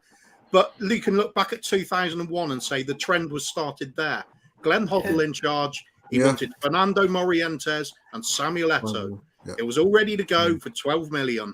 What would we end up with? Bobby Zamora and Helder Postiga. There's players like that, wasn't it? Helder Postiga, my God. Yeah, that and you just apply that again and again and again over the course of the 20 years. Occasionally we get a window right, but that is the norm. So a question, and I'm gonna ask Bob, the sexy one. All right, let's see which one answers. I reckon. So Bob Spur, we'll come to you first. Okay, look, as you've been saying, as Stel just alluded to, we've got Conte who's basically lifting the level, right? He's basically getting us overperforming. I think that's probably fair to say. With the way that we've been playing, we would never have expected 5 wins, 2 draws, and a loss in the league. Is that sustainable? What's next? I mean, everyone says, well, you know, the board will get Poch in to appease the fans. Would you be appeased if let's say we got rid of Conte and we brought Poch in? Would that appease you? Would that appease anyone on this panel? You know, it's for me, first of all, just want to say everyone keeps on asking, and the likes of Mark and Alan, everyone's asking about Tyler. My eldest is recovering well. He's still testing positive, but he's a lot better within himself. So it's going to take a bit of time before he starts testing negative, but he is getting better. So onwards and upwards. Good news, mate. Good news. Good to hear that, Bob. Thanks to everyone checking out. I'm just confused, Rez, about everything.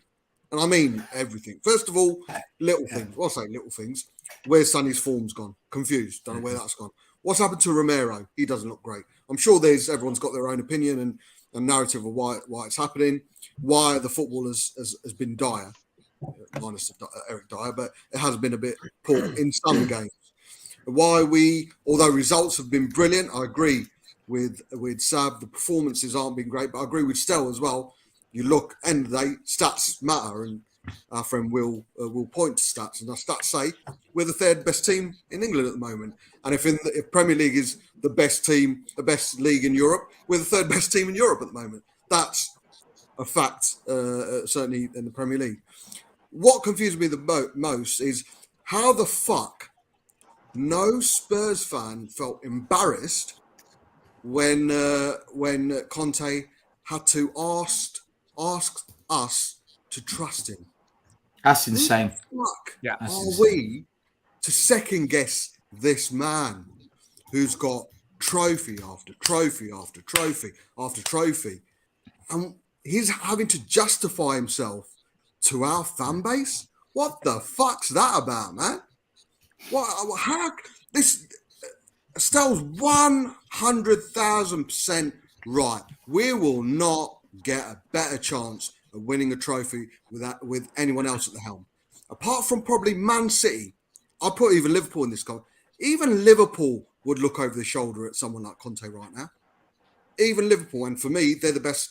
They were certainly before this season the best footballing side in the country, regardless of finishing second. So, what gives us the entitlement to actually second guess this person? Yes, the performances aren't been great. That's the footballing thing. Yes, we can question about three in midfielder. The players that have been given to this man has come from up above, and I don't mean God, but well, to an extent, yeah, they are from God. But that's a different issue. But no, I felt embarrassed, man. I felt like I didn't even want to watch it when he had to sit there and say, please, trust me. Trust me. What? Of course we fucking trust you. But the fact there's fans out there calling him a fraud, asking him to get out, move on, get Poch back. Fuck Poch. Let's get Nuno back. Put Mason in charge. Because I'll tell you what, I used to have a big issue with Jose. And I've had arguments with, I can't remember his name in the wall many a times. I'll take it back. I'll take it back. I'll take it back. I think Jose, I can see now. I didn't agree with Jose's personality, the way he called people out and stuff. But right now, what Conte's going through, you can mirror what Jose went through. Now, I'm just totally confused. I'm not sure what the fans want. If they want good football, go for Poch. If you want trophies, if you want to be successful. Sorry, guys, I'm going to bounce. Let Iggy in. I'll catch up with you. Cheers, Bobby. All right, Bobby. We're not going to get a better person in charge right now than Conte. And anyone wants him out, get a fucking grip, man. Get a fucking grip. Mm-hmm. Iggy, welcome. Yes, get a grip, everyone. You've been in the back room. You've been listening to the conversation. Yeah. Yes, You've been in the back. You've been up the back passage. What do you think? What are your thoughts? What do I think? It's an experience. I'll tell you that. I'll bet it is. I'll bet it is. You big cuddly bear of a man. I thought you were going to say something. When I heard the C, I thought you was going to say something else. It ended up being cuddly. Thank you for that. We gotta laugh, boys. We gotta laugh because honestly, it's you know what I heard what Bob just said about the whole press conference and what Conte had to respond, and he said, and you know, some people were upset actually with what he responded. As to say, fans should be just that, fans. You know, support the team. Let me do my job. I see them 7 days a week, and if I deem somebody's not ready to play, whether we agree with it or not, it's his job. He's next on the line week in, week out. If he doesn't deem somebody to be ready for whatever reason that may be, whether you agree with it or not, it's right that that's what he's there for, to make those decisions. And it's so, you know, it is what it is. But by the way, look, I know you probably guys touched upon it already, man. I was so gutted to hear about Giampiero and Trona this morning. Absolutely. And what was more upsetting was just reading. I don't want to bring the mood down or anything like that, but it's so many. You know what? You always know your legacies when people speak about you when you're gone, and the players' messages today was just so overwhelming to read. Honestly, it just goes to show that as much of a allow me the term, as much as a bastard he might have been in his job, training them, running them to the ground, hardcore. But with that, shows the respect they had for the man and how he touched the heart of the players, and that speaks volumes for the man more so than what he did for a job, which is like very rigid, militant, work you to the ground sort of guy. So just a big up, and I've heard as well, sorry, from Songsheet on one of the messages that they were suggesting perhaps doing a sea of Italian flags. And look, for me, it's not about the flags or anything like that. For me, it'd just be great to have like some sort of choreography as a tribute. Tribute. That's the word. Yeah, tribute. I hope. No, but you know what? I think Tottenham should do something. For that occasion, that'd be great. It'd be a great touch. Tottenham, Juventus, and Italy should do something because I hope so. Yeah, because he was well respected. So let's see what happens. But yeah, guys, going back to what you guys were saying, I don't know. Honestly, I don't know what's worse: the outside, the opposition fans putting the pressure on Conte, or our own fan base that are doing it. I know. I like to think it's more so the online fan base than actually all the fan base, because I haven't picked up on that vibe from all the fans, but definitely online. Talk sport, buddy. Talk sport inundated. Yeah, they're hyping him. Watch back. It was embarrassing. No, from Spurs fans were calling in. Yeah. This is all Frankfurt, man. But is that I've not met in the flesh any Spurs fan who wants Poch back in place of Conte. So is it just a vocal minority that the likes of TalkSport are basically highlighting because it generates conversation? They pick the callers as well, Rez. Stupid. Yeah. Are we really, as an entire fan base, is the majority of us that dense that we would trade in Conte for Poch and pretty football? Or is this... I don't think these fans are real. I don't think they're real. Yes, they are, Ben. Matty Hayes, I'm not calling him out. I'm just stating a fact. Matty Hayes tweeted, I know, bring back Poch. He tweeted it. He's got massive following. Not sure too many people went against that tweet. So you'll be surprised. There's a lot of fans that do think that. We're not going to hear it, though. We're not going to hear it amongst our lot anyway, are we? Because we're very like-minded. We might come at it from different angles, but we all believe in closest. Yeah. So I think closest thing you're going to get to it is I will say I'm a huge Pochettino fan. I'd love to have him back at the club, but now is not the right time. Yeah. I agree. Not with Levy as the step backwards, man. Step backwards. Yeah, he's not going to be able to sort this mess out. Conte can't sort this mess out at the moment. He needs.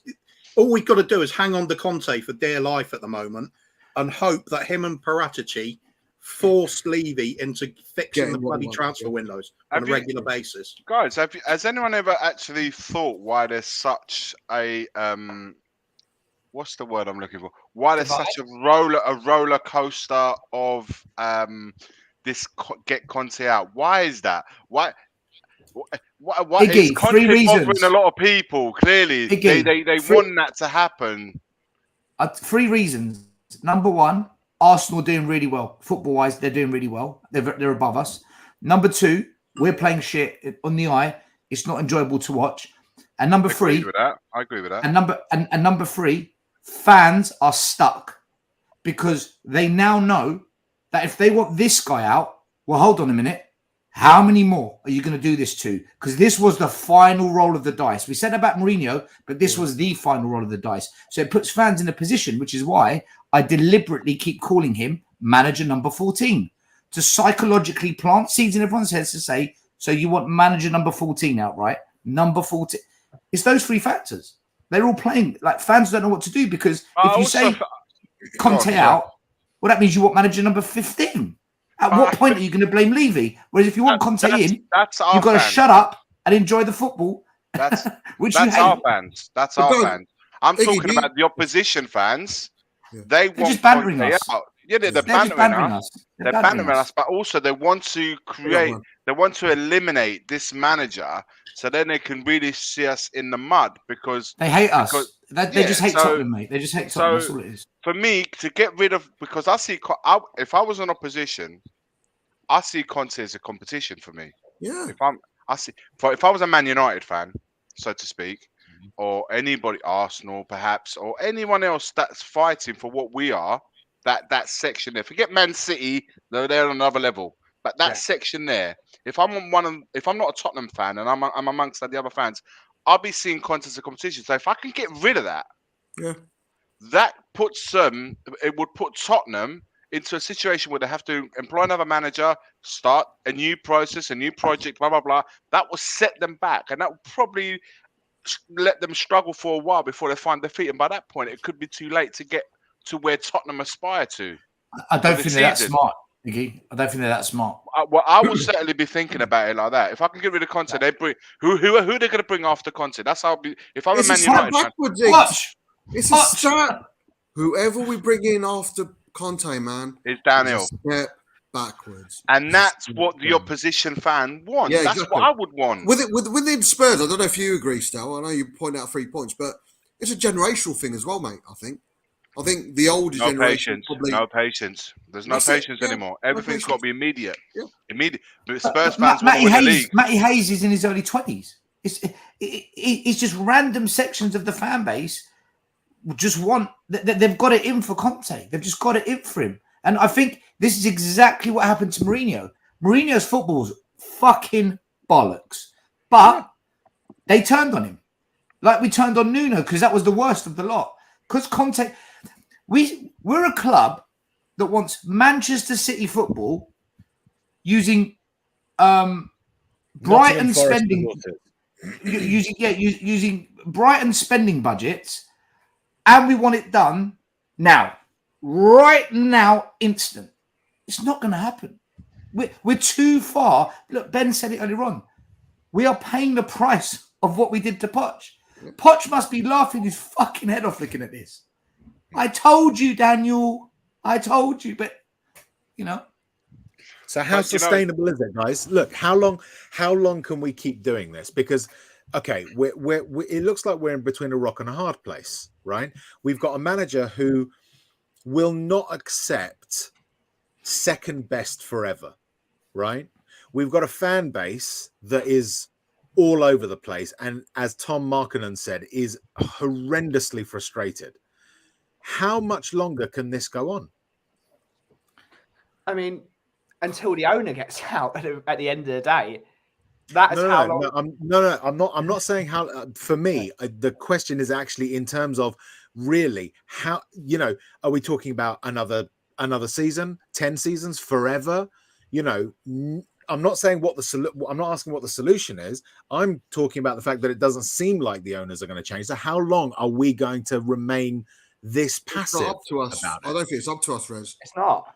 I think it's going to be up to the manager has said, I need 4 transfer windows. He needs 4, which means he said it from the off. Seasons. He didn't say it now. He said it from the off. You're right, Ben. Yeah. He needs 4 transfer windows. So he needs 2 more to really do it. So do you count January? Do you count last January as one of them? Yeah. You can do. He wanted it. It is, yeah. Can do. I think January, summer. That would be fair. But next summer inclusive. So that would be fair in my opinion. Arteta got 5 windows. And they wanted him out. And 400 million. How long did that go on for? Arteta out. That went on. Klopp got 8 windows, man. The big difference there as well. He got 5 years. Arsenal was signing young players as well. They weren't signing players that are going to retire and need replacing themselves. We're doing that. See, Kuva, this is where it gets interesting. Mixture, okay. Papesa, Spence, Udoji, Kulusevski, Romero, These are young players. There is a foundation there. This is the bit that confuses me, right? I can see a potential of what could be happening here. But the problem is the club never tell you what they're doing. No club does, so we're guessing every week. Mm. Is Conte that manager? The answer for me is no. He's never done that. Has Conte come to some kind of an agreement where he said, you know what? I want to do a project. I want to add that to my CV. I'm happy to try and enter that world of management here with you guys at Tottenham. Is that what's going on? Or is he laying down the foundations to then fuck off and then Poch comes in and does the rest for us? We don't know. We simply don't know. Two complete styles of play, though. Nothing makes sense. I know, Iggy. I know. That is the main problem. We keep on going from attacking manager to defensive manager to attacking manager. We don't. So we've got a bunch of players that don't fit any system, because you've got players that fit attacking systems and you've got players that fit defensive systems, and there's some sort of, it's a Frankenstein team because you've got players that the cogs don't fit in the system. So it's like a scattergun, isn't it? Scattergun approach. Can I ask you all a question? Do you think? No. Okay. I mean, we all point the finger at one organisation, one department within the football club whose fault it is why we're in the decline, or have been in decline, or whatever. But do you think Conte, by staying at Spurs and nothing changes, and if he has agreed to a project, might fail, likely to fail if anything's to go by, is he willing to risk his own reputation? Because he will damage his reputation, won't he? Yeah. If he doesn't succeed at Spurs. Yeah. Has any manager damaged their reputation at Tottenham? Yes. No, not really. Nuno? Yeah, no, they have. No, they bounced back, though. Yeah, Nuno. Well, a manager that came down a level, other than Poch, who came up a level with us. Mourinho had to go to Roma. Yeah, Mourinho had to go to Roma, man. And then he immediately won. But that's the point. The point is that we're talking about his reputation. Yeah. His reputation was damaged, and so no other big club came for him. So he had to take the step down for Roma. It doesn't matter what he did when he got to Roma. What he did at Roma will have burnished his reputation again. His Nuno's time still at a job. I don't see. Would Conte be short of offers if it went wrong at Tottenham? It depends on how he stays, though. I honestly believe that. I reckon he'd be in a better position than Mourinho because he's had more recent success, but it would still be a step down for him. Bear in mind, Poch, for instance, was out of work for 2 years nearly before he went to PSG. All right, let me ask you a question. Let me ask you a question then, right? Whose reputation's more on the line? Levy and Tottenham or Conte? Well, for what Conte does, Conte is. Yeah. With the wider, we're talking about the wider perspective. It's not necessarily his reputation with us as a fan base. What top manager will touch us if Conte walks or it fucks up? What top manager will touch us after that? That's already the situation, though. That's the thing. Then, I don't think I get where you're coming from, still. But the issue here is what would Conte? At what point would he basically say, "I am not risking my reputation any further"? That's the key question here. Because let's say, for instance, look, the possibility is these: he will leave or he will stay. That's ultimately what it comes down to. If he stays, then it doesn't matter what his reputation is. But if he thinks that he's going to carry on in football, and most managers now do not spend that long at clubs, he will worry about that. He will think to himself, especially if he wants players and his chairman doesn't provide them, he will be made to look foolish. That's humiliating to his peers, right? That's it.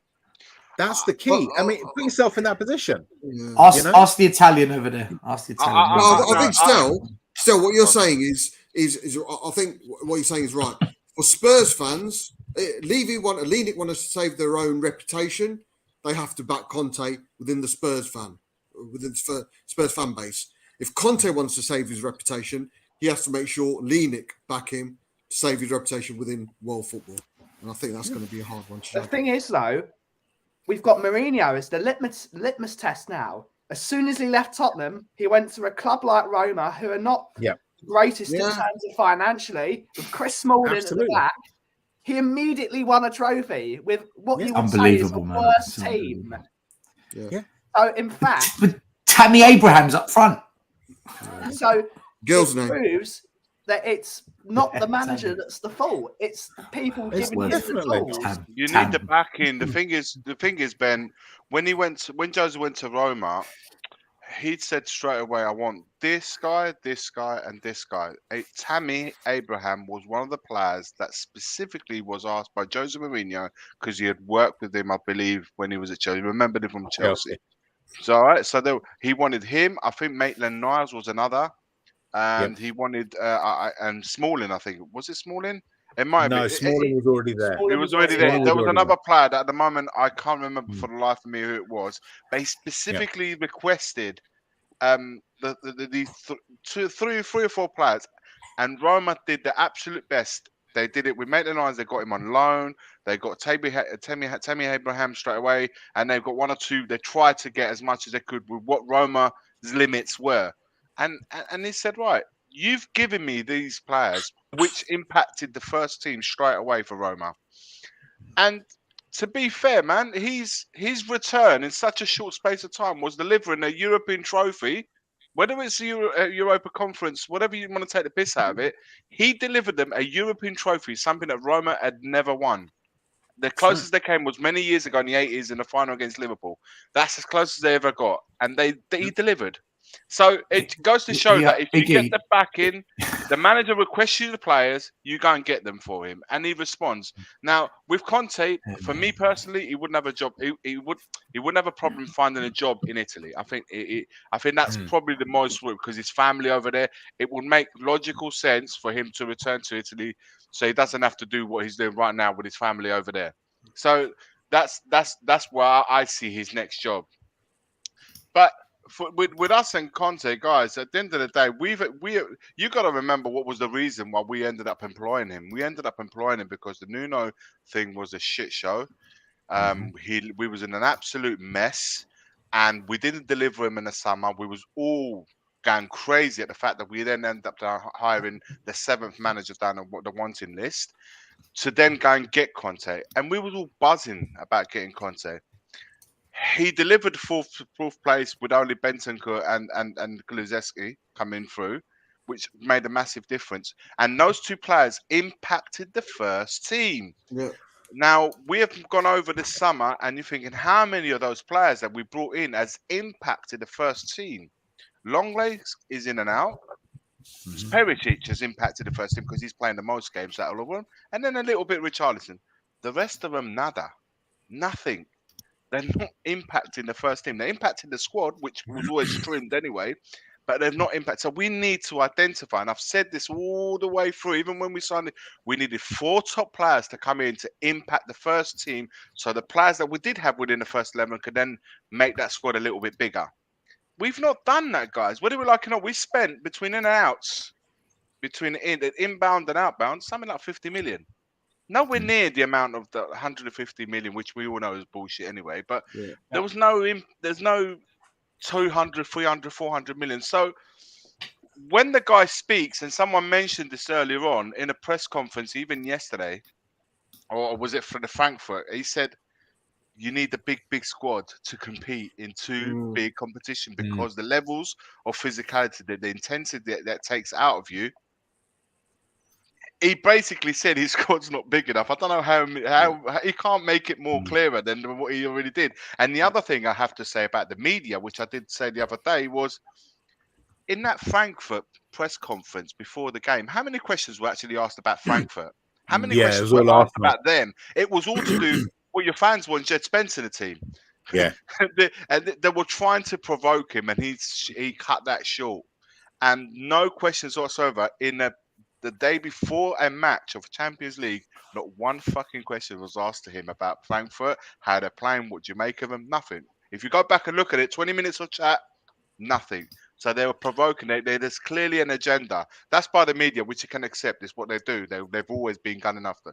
Then you got your opposition fans. Then you got a certain content creator who's always shitting on Spurs, pro Arsenal, who's not a fan of either. Then you got that going on. And then you got our own fan base. As Conte, you think to yourself, did these lot want me here or what? I mean, what's going on? He has to Well, be it does. I asking mean, that what you raised about the transfer money. I mean, Wayne Holland saying again. Sorry for the question. With the money you got, TV, Champions League, 150 mil injection, and NFL money. Where's that all gone? And that's a great question. I've been asking that for a while. Where's all the money? I mean, but Reds, when the statement came out, mate, I think you did the stream, didn't you? And we said, all fans are going to read is the 150 million. Yeah, that's it. Right. But not those very fans should now be asking, where did that money go? Don't just point it out. But Wayne's point is a good one, and that's the question that Spurs fans should be asking. It's not just that 150. Even if you let's put that at zero. TV money, Champions League money, NFL money, concert money, all of this money. Where is it? £1 million. Yeah, match day revenue, the biggest in the league. £1 million. Where is the money? And then you get answers like, "Oh, we've got to pay off the stadium," which isn't true because the stadium pays for itself. It's £25 million every year. That's all they got to pay. I know it's not. I don't want to sound dismissive and say that's all they got to pay, but you know what I mean in the context of what we're talking about here and the figures that we're throwing out. In the context of turnover between 300 and 500 million pounds a year, 25 million is not very much. Yeah. On top of that as well, how long have we gone? Sorry, Bob. That's right. I was going to say 19 million just. Sorry, go on. One at a time. Go on. Go on, Coover. Go on, Bob. Let's move on. So, okay, look, guys, we can do this to death, right? But we've got to get through. All right. I've got a point. I've got a point. Then. Thought. On top of it all, what's happened with the sponsorship money for the ground sponsor money? Where's that ground sponsor? Where's the naming rights. What's going on there? Absolutely. We're paying somebody who's supposed to be coming an expert to get it done for us. How long's he been here now? We'll probably end up paying him more than the bloody value of the sponsorship. Yeah. I've heard inklings about it, but I'm not going to say it on stream because I don't want to look like an idiot. Okay. Watch out for the Coffee Company Stadium. Yeah, that's it. Absolutely. As for the rest of it, and we got to be patient and wait for these transfer windows. This summer was supposed to have been one of them. This was supposed to have been massive. Massive, yeah. Chris, look at the we got the Coke sponsorship as well. No, Chris is on about his habit again. It's a really good point actually. That guys, anyway. I think from the back of last year, what Conte was able to achieve, top 4, which we all was gunning for, and the fruitions of making that top 4 really didn't come. It wouldn't, for me, it didn't make a difference if we made top 4 or not, given what we did in the summer transfer market. I believe we could have got those players, even if we'd made Europa League. So this big deal about making a top 4, what was it for in the end of the day? Question mark. And then secondly, I think, given the fact that he did make the top 4, because at the end of the day, man, Conte did something brilliant to even get us in the top 4, given how he started off. And I think that alone, for me, Warren seemed to have another season without being ball busted by our own. That's how I see it. Do you think he's suffering a bit this season for probably overachieving last season? Well, because there's an element of saying, well, you got your players. You know, you got players. We got players in. You got this. You got that. And it's disproportionate, and it's not realistic, man. You're playing every 3 days, Bob. Every 3 days, and you're not rotating. The team has not been rotated as much. Now, people are killing him for that as well. That he's not rotating the team. And they can see that we're paying a price for the non-rotation. It has to be said because it's not like I said. The levels that require to both in the league and the Champions League, we haven't got the turnover. We said, but you got the players. Why are you not using them? But if he doesn't feel that the ones that he's got are not to the level, then he's like, I'm not going to embarrass myself because he said that I don't like losing. I don't want to embarrass them. So if he doesn't deem them ready, we have to play with the same 11, 12 players, which is the same as what we did last year, but with more games to play in between. Because he said we got lucky getting out of the Conference League. Now we've got the Champions League. So what is he saying? It's better off to come out of the Champions League so we can focus on the league. That's what he's saying to me. There you go. Right, chaps. So we've been going for just under 2 hours now, and we've basically filled it mainly with football, but the really important questions have sort of gone by the wayside, right? And all of the people watching, big up to you all. Thank you very much for tuning in. Please do press the like and subscribe. Keep your comments coming in the chat and also down below the video as well. It'd be great to do that. But the big question that everyone wants to know the answer to, and I'm sure we will get to the bottom of it here. It relates to a sticky brown substance. That's my nickname. Yeah. Heroes or celebrations? We'll start with you, Kuva. Sorry, Rez, I need to go. Before you go, answer the question before you go, man. Before you chicken out, answer the question and then tell us where we can find you. I'll let Iggy tell you where we can find us because he's still going to stay here. Cool. Celebrations all day long. Okie doke. So it's one for celebrations. All right, buddy. Big up to you, mate. Thanks for coming on. Cheers, Good night, Pete. Big up. Shouted across the room. Hope to see you Saturday night. Oh, yeah. Yeah, and hashtag back Conte. Yeah, 100%. always.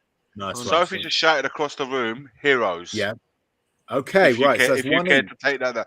If you don't, okay, you can bugger off for that. Okay, so Kuva, heroes or celebrations? And you need to show you're working on this one, all of you. All right. It's going to be difficult because I don't know what's in each. Okay. Not a huge fan of chocolate. Ignorance is not a thing. Yeah, ignorance is not a barrier on this show. No, give me a biscuit any day, like a Kit Kat or something. Kit Kat, Fuck off. Right. Okay. I think Kit Kats are in one of them. Celebrations, the ones with like little mini Mars bars and Maltesers, Snickers, Twins. Yeah, I don't have many. What are your thoughts on this? If Celebrations still had the Galaxy Truffle, that would have been a game changer. No, it's still a game changer. Yeah. So you're on the Celebrations side. Is that what? 100%. I don't like Twirl. I don't like Whisper. I don't like, and it's got to be Galaxy. They've got Galaxy Caramel now. Yeah, Milky Way is the best. They even the Maltesers are nice. Celebration. Yeah. That was weird. I nearly Kim, you might want to pop out the offline. I nearly had my own celebration. A little personal celebration. Yeah, and you would have been been your own personal hero as well. Yeah. Iggy. So obviously, Mrs. Iggy likes celebrations. She likes heroes. So you like heroes? Sorry, you're a hero. I'm celebrating. You're a hero, Iggy. You're celebrations as well. I'm celebrating all day long. Ben, there is some working out for celebrations, as far as I'm concerned. Would you prefer to have Harry Kane on the wall as your hero, or Hugo lifting a trophy as your celebration? Oh, still Spurs related, isn't it? That's an excellent question, which we're not going to delve into. Ben, you obviously have been simmering in your outrage over the fact that Kit Kats are biscuits and not chocolate. Fuck off. I didn't say that. I'm just saying that's what you're exercised about. Heroes or celebrations? No idea. Yeah, I believe celebrations is a more it's a rounded box, whereas if you look at the Heroes box, if you look at the Heroes box, they're all very similar. Twirl, Whisper, they all taste really similar because it's Cadbury chocolate, whereas Flake, they all taste very similar because it's all Cadbury chocolate, which is lovely. But celebrations, Maltesers, which is fucking amazing because they make their own Maltesers thing, which is excellent. Snickers, Milky Way, Galaxy. It's a more Bounty. Oh no, I hate Bounty. It's a more balanced question. box. There's something for everyone in a celebrations box. But if you don't are there any biscuits in there though? No. Okay. Right. There's no Twix in it. There's no Twix in it. Okay, so there's no biscuit. Okay, so here's a question then, guys. Here's a question. Twix, is a Twix a biscuit or a chocolate? No, I can tell you why. I can tell you why. Clearly, biscuit. Because Twix years ago in France did a Twix biscuit, which was more biscuit than chocolate. Right. So isn't that a variety? The biscuit. No, because you got the Twix chocolate bar and then the Twix biscuit. under the same umbrella. I see. So because of the differentiation, that So automatically physically makes differentiated it. But there's less biscuit in a biscuit. You see, the real expert on this will be Iggy because of his expertise with Nutella biscuits. What do you think, Iggy? Is a biscuit or a chocolate? Is Jaffa cake a biscuit or chocolate? No, Jaffa cake is a cake. Jaffa cake's cake. Cake, Yes. Morty. Cake. Cake is a cake. Oh, that's bloody hard, man. Oh, yeah. What are you saying? Chris is coming down hard on the French. Oh, yeah. You know, it starts off with the chocolatey fingers and then it gets hard. And we must put a little message out to say, like, for all the diabetics listening right now, I'm really sorry you have to go through this. Tom is actually incorrect. We concluded that the wafer is actually an evolution of the Stroopwafel, which is a very famous Dutch snack. Yeah. So a wafer is just a hard Stroopwafel. So in fact, if Kit Kats are not chocolates, or they are actually chocolate-covered waffles, because the wafer is... Leave Alex out of it! So here's a question. Is a Kit Kat a waffle or a biscuit? Given those two choices, it has to be a waffle, doesn't it? Okay. Bob, what do you reckon? Kit Kat? Yeah. It's a biscuit, though, isn't it? It's a biscuit. Okay, so Bob, you're still going with the biscuit. Okay, that's good. You see, who's waffling, Bob? I don't know, but we're certainly having a box office stream, I believe. See, these are the questions. These are the deep philosophical things that Shelfside Spurs show is all about. Speaking of philosophers, Eric Cantona, he once said, "Do seagulls actually follow the trailer?" We're playing the Seagulls on Saturday or Sunday? Okay, Saturday, 12:30. Another 12:30 kickoff. We don't seem to be able to get a 3 p.m. one except once every, it's crazy, isn't it? It's true. It's so true. I never thought about that. It's so true. Really weird time. So first of all, do seagulls actually follow the trawler? Thank you. Remember that. I'm slightly worried about this game because Brighton, amazingly, because they've got a very good recruitment team, unlike us, because it's been allowed to rot for 15 million years, have appointed an excellent football manager. He's a really good football manager. De Zerbi. Which continues the philosophy that under what Potter did. So incredibly, they managed to keep it the same sort of style of football. They're not going to change too much. If anything, they're going to go a little bit better. Go from attacking, defensive, attacking. They said we've got an attacking philosophy. We've got attacking players. So let's get an attacking manager. They suddenly let's change this and go into third gear when we're on the M25. They have. Thank God it's the M25 and not the M40. Yes, because on the M40 it'd be at the side of the road, contemplating life. What we have shown is that Brighton do their recruitment properly. So they are a very difficult team. They've got a very good manager. They've got a very good group of players. So they will be a trouble. They are a good team. And we cannot underestimate them because they've taken some scalps this year. Bob, thoughts on the game on Saturday? The worst performance Are you worried? That's really etched into my mind has to be that 3-0 defeat at Brighton when Lloris got injured. And it was under Poch. And I think that was not the beginning. I think we were 3-4 at the time, but I think that kind of, confirmed that we were actually in a decline and Lloris falling back and injuring and them scoring a goal from it and it standing. That was probably one of the worst performances I've seen under Poch. I've seen Spurs ever do. Yeah, dangerous game, but again, you look at the bigger picture, our players are better. Sab was saying earlier that, how many players, and I think Kuvia agreed, how many of our players would actually get into a combined 11? We'll always pick 11 players, and Arsenal always pick 11 players, and that's going to change throughout the season. At the end of last season, if we had the same players, we'd be picking every single Spurs player. So it's how it's flowing at the time. Even Emerson. Okay, there's an exception. But Emerson won't be playing. I can officially tell you guys, Emerson yeah. will not be playing this Saturday. We'll come to your predicted lineups in a moment. I can tell you he's not been playing any week. Yeah. Yeah. We've got the better players, 4-1 Spurs. We'll come to your score predictions as well.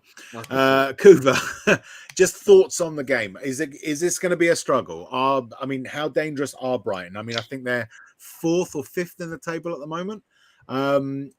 They've been doing well. Like De Zerbi seems to be taking on, taking them further. They're 4th. Yeah, that's right. 3 points behind us. What do you reckon? Well organised, stylish team, passes the ball around well, works the opposition, presses them. All these things we struggle against.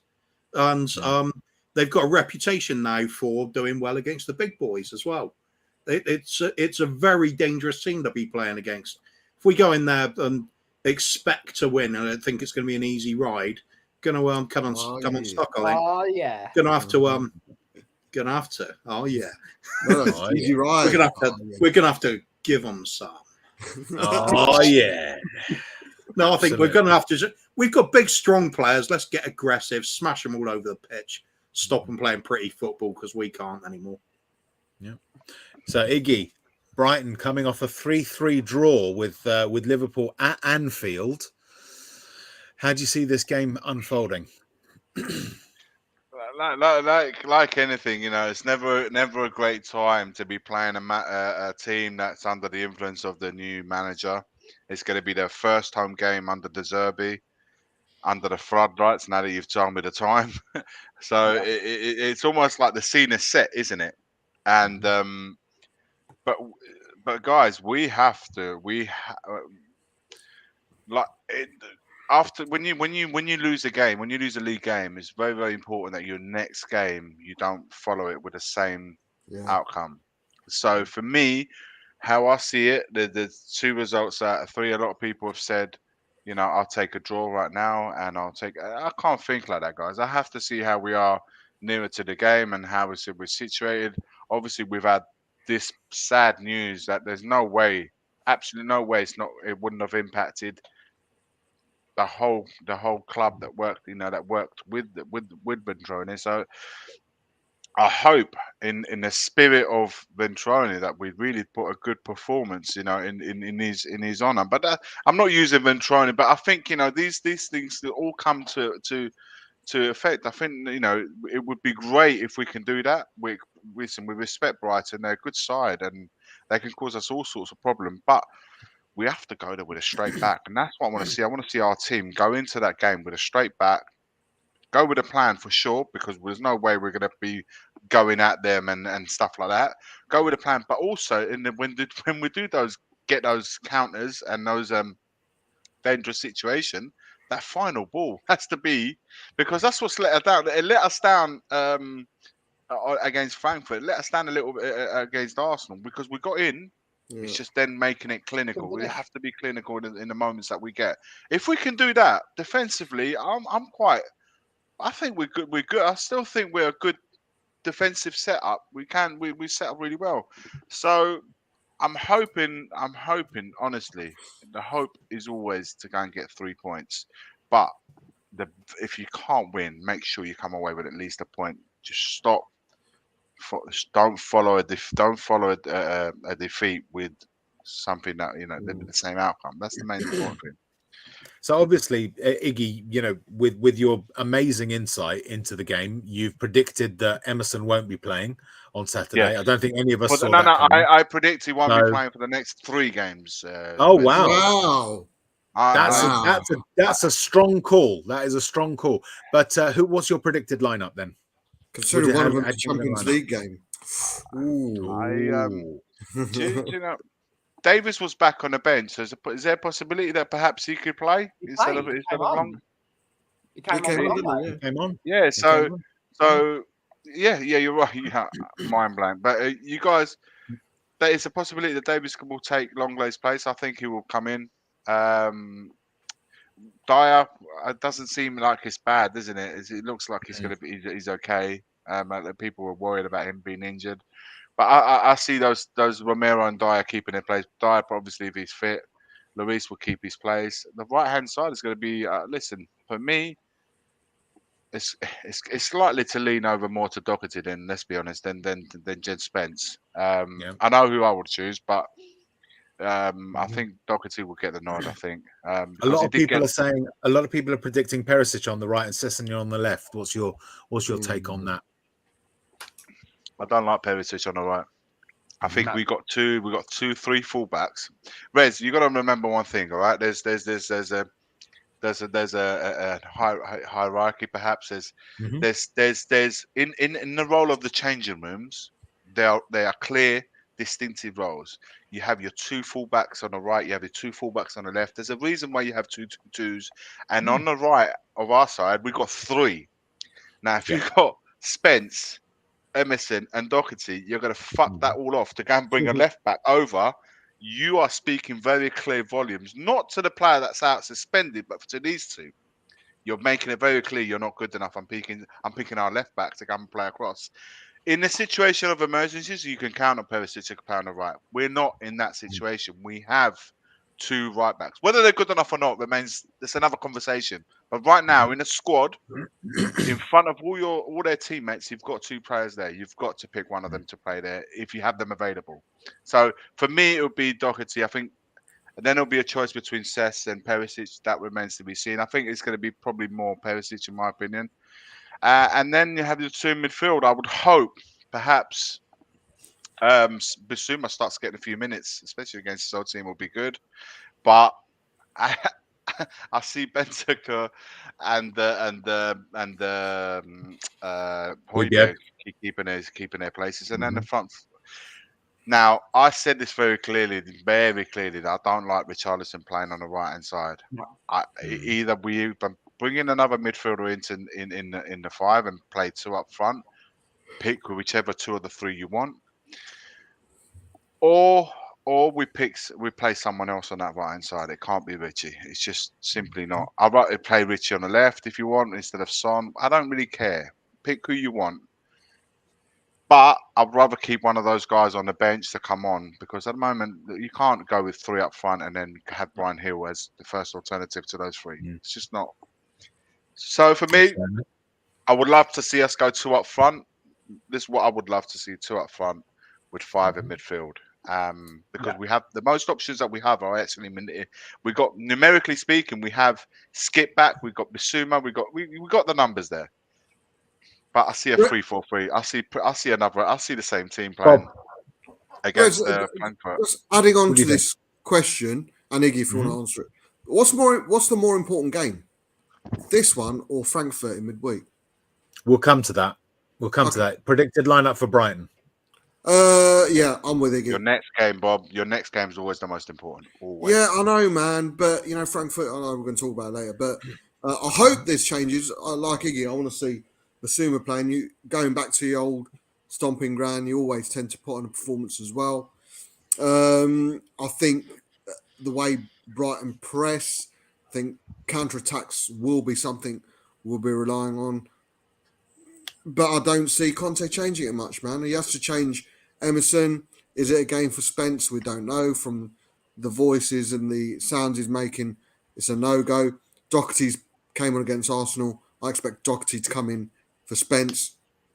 And I'll be honest, that's the only change I'm not. And, of course, Davison as well. But they're the only two changes I can see. I think he'll start with Bentancur and Højbjerg in midfield, and he will play Richarlison down the right, because who else is there? Lucas ain't going to come back that soon. I think there's more chance of seeing the likes of a Lucas and maybe a Spence against Frankfurt. Bob, let's just very briefly, just to touch what you just said. What's more important, Brighton or Frankfurt? If we fuck off the Brighton game and go straight into the Frankfurt, we'll come to that, Iggy. What momentum? The momentum you want? Yeah, we're going to come to that, guys. Yeah, that's coming. Ben, predicted lineup. And what's the more important game? No, I'm joking. Lloris in goal. My back three is going to be Davis at left centre back, Longley at centre back, and Romero at right centre back. I think he's going to play Doherty just to play it safe, but he's not fit. He showed against Arsenal he's just not fit, so that's a bit of a worry. He did put in a brilliant cross It did put in a brilliant cross. Unfortunately, it was in her own box. Yeah. True. I want to see a midfield three because they're going to they play three in midfield, don't they? They play 4-3-3, don't they? Yeah. Yep. Or a similar formation to And that. Trossard's on form as well. Yeah. I want to see us three in midfield: Basuma, Bentancur, and Højbjerg. Left wing back is going to be Perisic, and Sonny and Kane up top. That's what I would prefer to see, but I have been wrong, and I don't think he's going to change his formation amazingly. But that's what I would pick. Kuva. I think we will see the same again with just the enforced change. Nothing else. Okay. Know what Conte puts out. That's all there is. He's not going to play Dyer, though, Coop, is he? If he's fit, he'll play. Do you think he'll play him regardless, even if it's not 100%? Or not saving for Frankfurt? Yeah, I think he will. Okay. So score predictions, Kuva. What do you reckon? Spurs hat on, yeah, 4-1 with Bob. But I think we're just going to get turned over 2-0. Okay. I don't have any faith in the way we're playing at the moment. Ben? What the fuck? I'm going to say 2-1 Tottenham just to be a bit positive. Okay. Cool. Bob? Heart says 4-1, but Head says 4-1. Okay. That's good. Iggy? 1-0 to us. To us. Okay. Nick? I said 1-0 Brighton. I said it earlier. I said it the other day. What? Okay. I think there's going to be too many How changes. are we going to win the league with that result? With style and flair. Yeah, absolutely. Style, flair, and grace. Yeah. So obviously, it's not the only game we've got before the next iteration of the Shelfside Spurs show. More sausages to come. Oh, yeah. We're playing Cumberland City? I'm intrigued. We're playing Cumberland City, followed by Lincolnshire United. Oh, yes. Followed by Wolves. Followed by Lidl. So we'll go in reverse order. So Ben, Frankfurt, is which is more important, Brighton or Frankfurt? Brighton. Your next game is always the most important. You've got to carry momentum into that next game. And Frankfurt are very good away from home. I don't know who was saying it. But it might have even been Bob. Stats-wise, Frankfurt I know, Graham said it. Amazingly. Yeah, he's a mistake to make. Yeah, they're very, very similar. Like that as well. But Frankfurt are really good away from home, so we need momentum coming into that game, and we need to beat Brighton. We need to get back to winning ways. Otherwise, we're going to start lying in our own filth, so to speak. We need to move forward. Let's go for an yeah. One. Yeah. All right then. I love the way I love the way Ben says momentum. Momentum. Momentum. Momentum. Momentum. I don't Bob, know why. which is more important? So, okay, now I tell you what, I'll post the hypothetical. Let's say, for instance, we knew that Brighton were really weakened. They had 900 injuries. Would you then field a weaker team against Brighton and prioritize Frankfurt?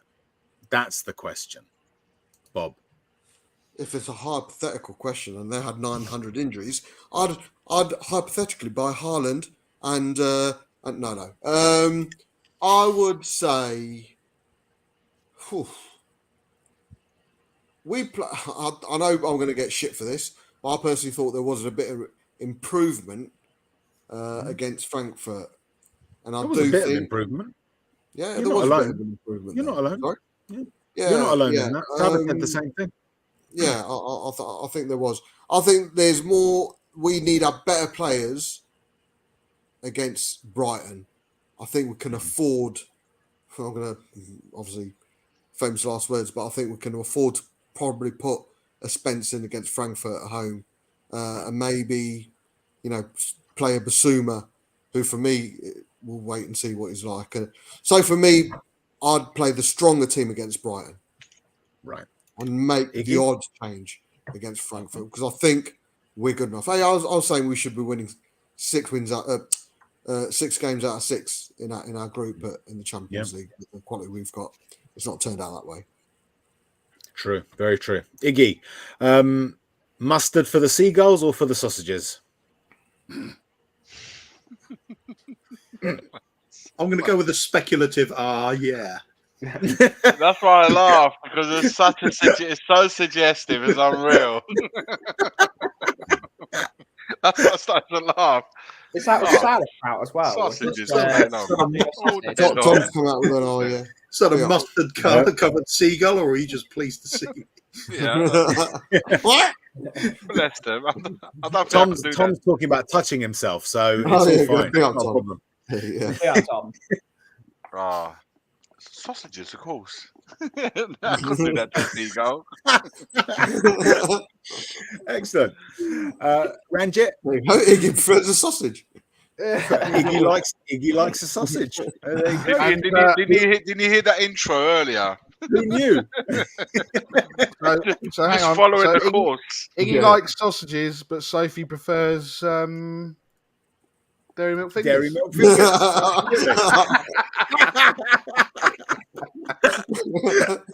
Just not together. Just not together. Oh dear. We're going to slap Frankfurt 3-0. We're going to slap them up. Honestly, the amount of chances that we created, there's going to be the home fans moaning and groaning and hopefully cheering. I think we're going to slap them up. Plus, me and Bob are doing the watch along. So look, I think we're going to have more. Look, Saturday all depends on if Dyer's injured and who the hell plays in defence, because we don't know. Dyer will play, man. Dyer will play. Well, yeah, hopefully. It didn't look good on that video, but yeah, who knows? But yeah, look, I think, Frankfurt are gonna. It's gonna be. I think we might even get some Frankfurters or something for the show. We can put them in the rolls. Now you're talking. And some chocolate fingers. And every time they score, we can smash another one back. And we'll just need to do a bit more homework this time, Ranjit. It became quite evident when we were commentating. We were like Kane to Sonny to Romero. Oh, but it's broken up by the number 6. But I have a plan. Bob. We don't need to do research. I've worked out how to do it from the suggestion that Stell, and I'm going to let the secret out now, even though we're live. I don't give a shit. Right? So you're just going to let everyone in on the secret now? No, I'm only joking. I'll tell you in the back room. Yeah. You're going to put it in the back place. I'm going to put it in your back place and tell you afterwards. Oh, yeah. Finally, getting through all the filth, we come to Kuva. Fucking hell. Yeah, now we've finished the filth. Exactly. Sausage or seagull? Which do you prioritize? Sausage, hasn't it? Kuva loves a sausage and a seagull, but we won't go into that. That's where Kuva's been, because he had to have a break. He got arrested for putting It's a lot easier to catch a sausage. Tom thinks that Frankfurt is in Newcastle, allegedly.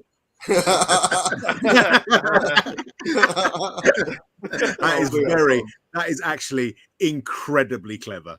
It is, yeah. Anyway. I think whoever said the first game that comes up is the priority.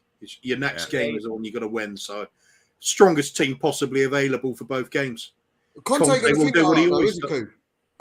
think like that. I think he is, because he's going to juggle it around with who's looking freshest. I think so. He might have a plan sort of in his head. If somebody's looking a bit off their game, they won't play against Frankfurt. But if they're looking sharp, I think he'll play them in both. And I suppose us playing Tuesday kind of helps as well. Not till Saturday, and then not again till Saturday night. Yeah. True. So I've just seen the Eric Dyer video. Yeah, he ain't playing. He's not playing. So, as always, we'll end the show with the Let's All Laugh At segment. Obviously, as Spurs fans, there's not a huge amount for us to laugh at, but we'll give it a go. If anyone has got anything that they want to laugh at and want to tell us about, now's your chance. Ranjit, is there anyone that you want to laugh at? There's no one I want to laugh at, but apologies for my disappearing. But I am actually going to kill someone tomorrow. So okay, yeah. So should we be laughing at you beating up this person? Well, the phone call ended. The phone call ended on, if you don't return all the parcels, I'm going to come there and kick your fucking head in, and then call the police. It had my name on it. I mean, come on, you got to be fair about these things, Nick. You know, it is addressed to Mr. R. Yeah. What more do you want? I mean, yeah, but yeah, I was just like, you're calling me at what time for what? So yeah, you can laugh. You can. No, I won't do that because that's not very fair, and also I don't want to be like Coover. And now you've announced it publicly. Yeah, and that now allegedly announced it publicly. Allegedly. No, there's only allegedly. You just did it right now. No, alleged about it. You just said it.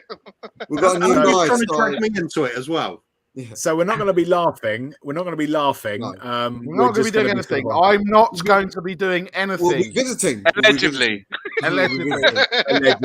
Yeah. We'll be visiting. We'll put our names on the Allegedly covers a multitude of sins. Allegedly. Yeah. We've got a new starter at work. Big up, Sal, if you're watching. And his first day was on Monday. I was off on Monday. So I came in on Tuesday. And the first thing he said to me, I was on my computer, comes up to me, he goes, "Hey, Bob." Yeah. And he said, and all the work, everyone at work has asked him to do this. Yeah. Heard you've been in the coma, mate. That was no lie. Oh, no lie. And he actually excellent. Did. So we'll laugh at you for that. Absolutely. Coover, is there anyone you want to laugh at? That you want us to join in on? No. No one's springing to mind, really. No.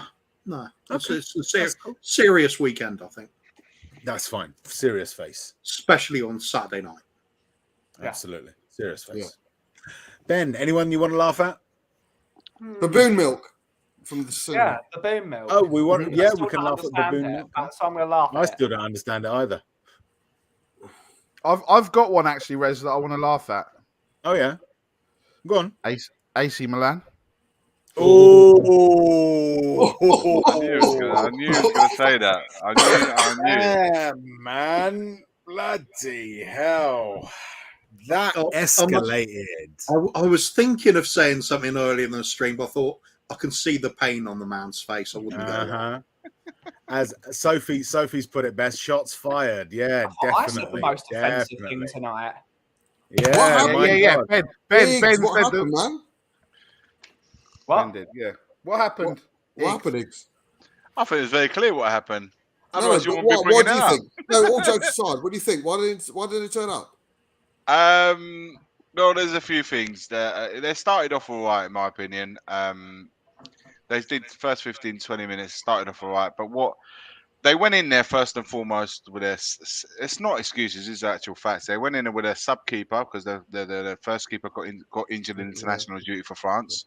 The two fullbacks, Theo Hernandez, which is one of our best players there, and Calabria, they were both the captain. Both of them were out. So we had two reserves, if you like, of those players playing there. So already that back three of the five were out. So it just gives us, when you got your keeper out and your two fullbacks out, it sets in the uncertainty into the team, and that kind of filtered through. So we had no width. So they only played through the middle pretty much, because we had a centre midfielder playing on the right, and it was just a bit of one of them ones where if you really would take a draw in that moment. Yeah. And after the first, like I said, they done well up to the first guy, and and after that, they just lost their way. They just really, really lost their way, and you just think to yourself, all right, damage limitations. But the longer the game was going on, the more it seems it was going really away from. But listen, I didn't think Chelsea were all that. I have to say that, and I thought that the scoreline is. I didn't think they were all that, and I think Milan could do a job on them at home. I think they're going to recover Theo Hernandez, who, if you don't know, is an unbelievable left back, and I think they can do it over there. But they still have, what is it now? You got RB Salzburg on 5 points, Chelsea 3 Milan games on left. 4 and 3. It's wide open, and 2 of the last 3 games for Milan are at home. So I think on that basis, they've got still a really good chance of qualifying. It's pretty much in a similar sort of position as Spurs. I mean, we've got two of the home games out of 3, so it's all in our hands. But look, I have to say, result aside, it was a great day. I went all afternoon, right up until late hours of the morning, spending the day with people that obviously they were here for only 24 hours. So they came from Italy to watch the game. We spent a great afternoon, spent with all the fans together. It was a great day. I was absolutely destroyed when I got home, absolutely finished. And then I woke up to the news of Giampiero Ventrone, and it just kind of like it put it down. That's why I didn't do a video today. Just like I wasn't in the mood to then do the video on the back of hearing that sad news about Ventrone. So I left it. But we'll be back tomorrow, man. We'll be back tomorrow. Excellent. But yeah, thanks for laughing at that, mate. Thanks for bringing it up. That's right. Yeah. That's what we do. We find the weak point and just drill right into it. Yeah. So, chaps, we're going to wrap up now. We'll go round. And I hope you do. Otherwise, there'll be kids. And each of us tell us where we can find you. Kuva, where can we find you? Well, obviously, Bob Spur TV on Saturday night for In the Wall.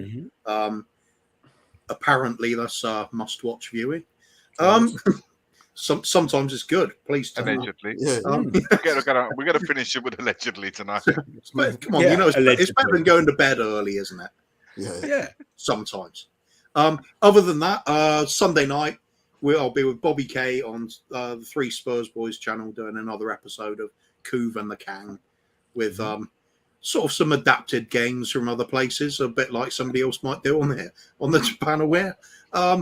Doing a few silly questions and spot the odd one out of a 3 series of 3 questions. One of them is going to be true and the other 2 will be made up by Bobby and myself. And we might even have some football chat, but if we lose, then we probably won't. Excellent. Fantastic. Ben, where can we find you? I'd just like to say before I plug my stuff that another RIP to Mr. Ventrone. Rest in peace to him. It was a horrible thing he had to go through, but hopefully now he's at peace. And if I've said anything to anyone that's upset anyone, I apologise for that. But you can find us at the Coffee Company for your wealth of positivity and just being nice to each other, hopefully, until Rez and Bob turn up and they just burn the place down. But find us there. We've got a great coffee on at the moment. And we've got a partnership with Tottenham on Tour as well, which we're really, really happy to be part of. Catch us there for your wealth of positivity and chilling out. And hopefully we'll see you after our break in Canada, of course, which we are doing next week. Awesome. Superb stuff. Bob, where can we find you? Saturday night, 10:45. We'll be back with In the Wall, or in the playground, as Tennant says. We're talking about Spurs midweek game. The Brighton game. And the usual guess the celebrity. It might be a new game coming in as well. And of course, wankety wank. And maybe a little announcement. No. And finally, Iggy. Was it about you being in a coma? Yeah, it was actually. Yeah. Oh, okay. Iggy, where can we find you? You have to spoil it. We're doing a Good Morning Tottenham away video tomorrow morning. We'll be back as well tomorrow night with our Friday Night Live. Many a guest will be on 10 p.m. UK time. And then, of course, we're going to be doing content over the weekend in respect to the Brighton game. And then we'll be back again on Monday night for a roundup, Monday night chat, a roundup of what happened over the weekend. So plenty of content coming out in the next few days, man. So definitely tune in and always hit the notification button to get all the alerts coming in. For all the streams here, guys. We'll do it. But especially this one. 100%. 100%. Rez, where can we find you next, mate? You can find me on In the Wall with Bob Spur on Saturday. That's where I'm going to be. And where can we find you, Nick? In prison. In prison, yeah. Or the playground. Allegedly. It depends on if the allegedly. In the playground, in the prison, allegedly. Or in the playground, then the prison. Or you can see him on Henry Hoover. Allegedly. Or in Henry Hoover. Yes. Allegedly. We are not getting you can sued. See me. Right? You can see me. Allegedly. You can Save see it me. for Saturday night. Save it for Saturday night. And if any Hoovers are watching, just suck it up, man. You can find me. You can find me. A little pre-pump up for Saturday night show. What's happening? Is that all we've become? What's in my hand? Why did I just do like that? A little pre-pump up. You can find me. I'll get it out eventually. Yeah. You can find me on Saturday on We Are Tottenham TV. Again, I feel like it's my second home. Doing the watch along with Ben and maybe Sim. Although Sim may be going to the game, but no one's made a decision yet. So you'll find me there. And also with Bob next Wednesday for the Frankfurt game. Talking absolute nonsense. Because we'll just go the Frankfurt player and the Frankfurt player and the Frankfurt player. And the ginger has tackled. Yeah. Other Hoovers are available indeed, Alan. Yes. So, as always, a big up to everyone in the chat. Thank you for joining us. Please, please, please do hit that like and subscribe buttons and the notification bell. Keep your comments in on the video as well. We really appreciate them. As you know, we're on the path to 1,000 subscribers, which you're joining us definitely does help. So big up to Eugene, Darius, Bobby K, Mark Swift, Welsh Jip, Phil Peace, Stuart, Mark Cousins, Tom81, Ian Ferguson, El Said, Rob Belcher, Wayne Holland, Yurak at if I'm saying that correctly, Bob Spur, Graham, Stell, Sava, Sophie, Alan Sibley, Andy G, Chris Agambar, Kelly JTV, Hasper TV, Tom Markinen, Right Heart Lane, Big Boss Man, Juan, Peter Simmons, and Iggy for joining us. Thank you very much, guys. Really appreciate it. And we will see you all next week. And as always, come on, you Spurs. Come on, you Spurs.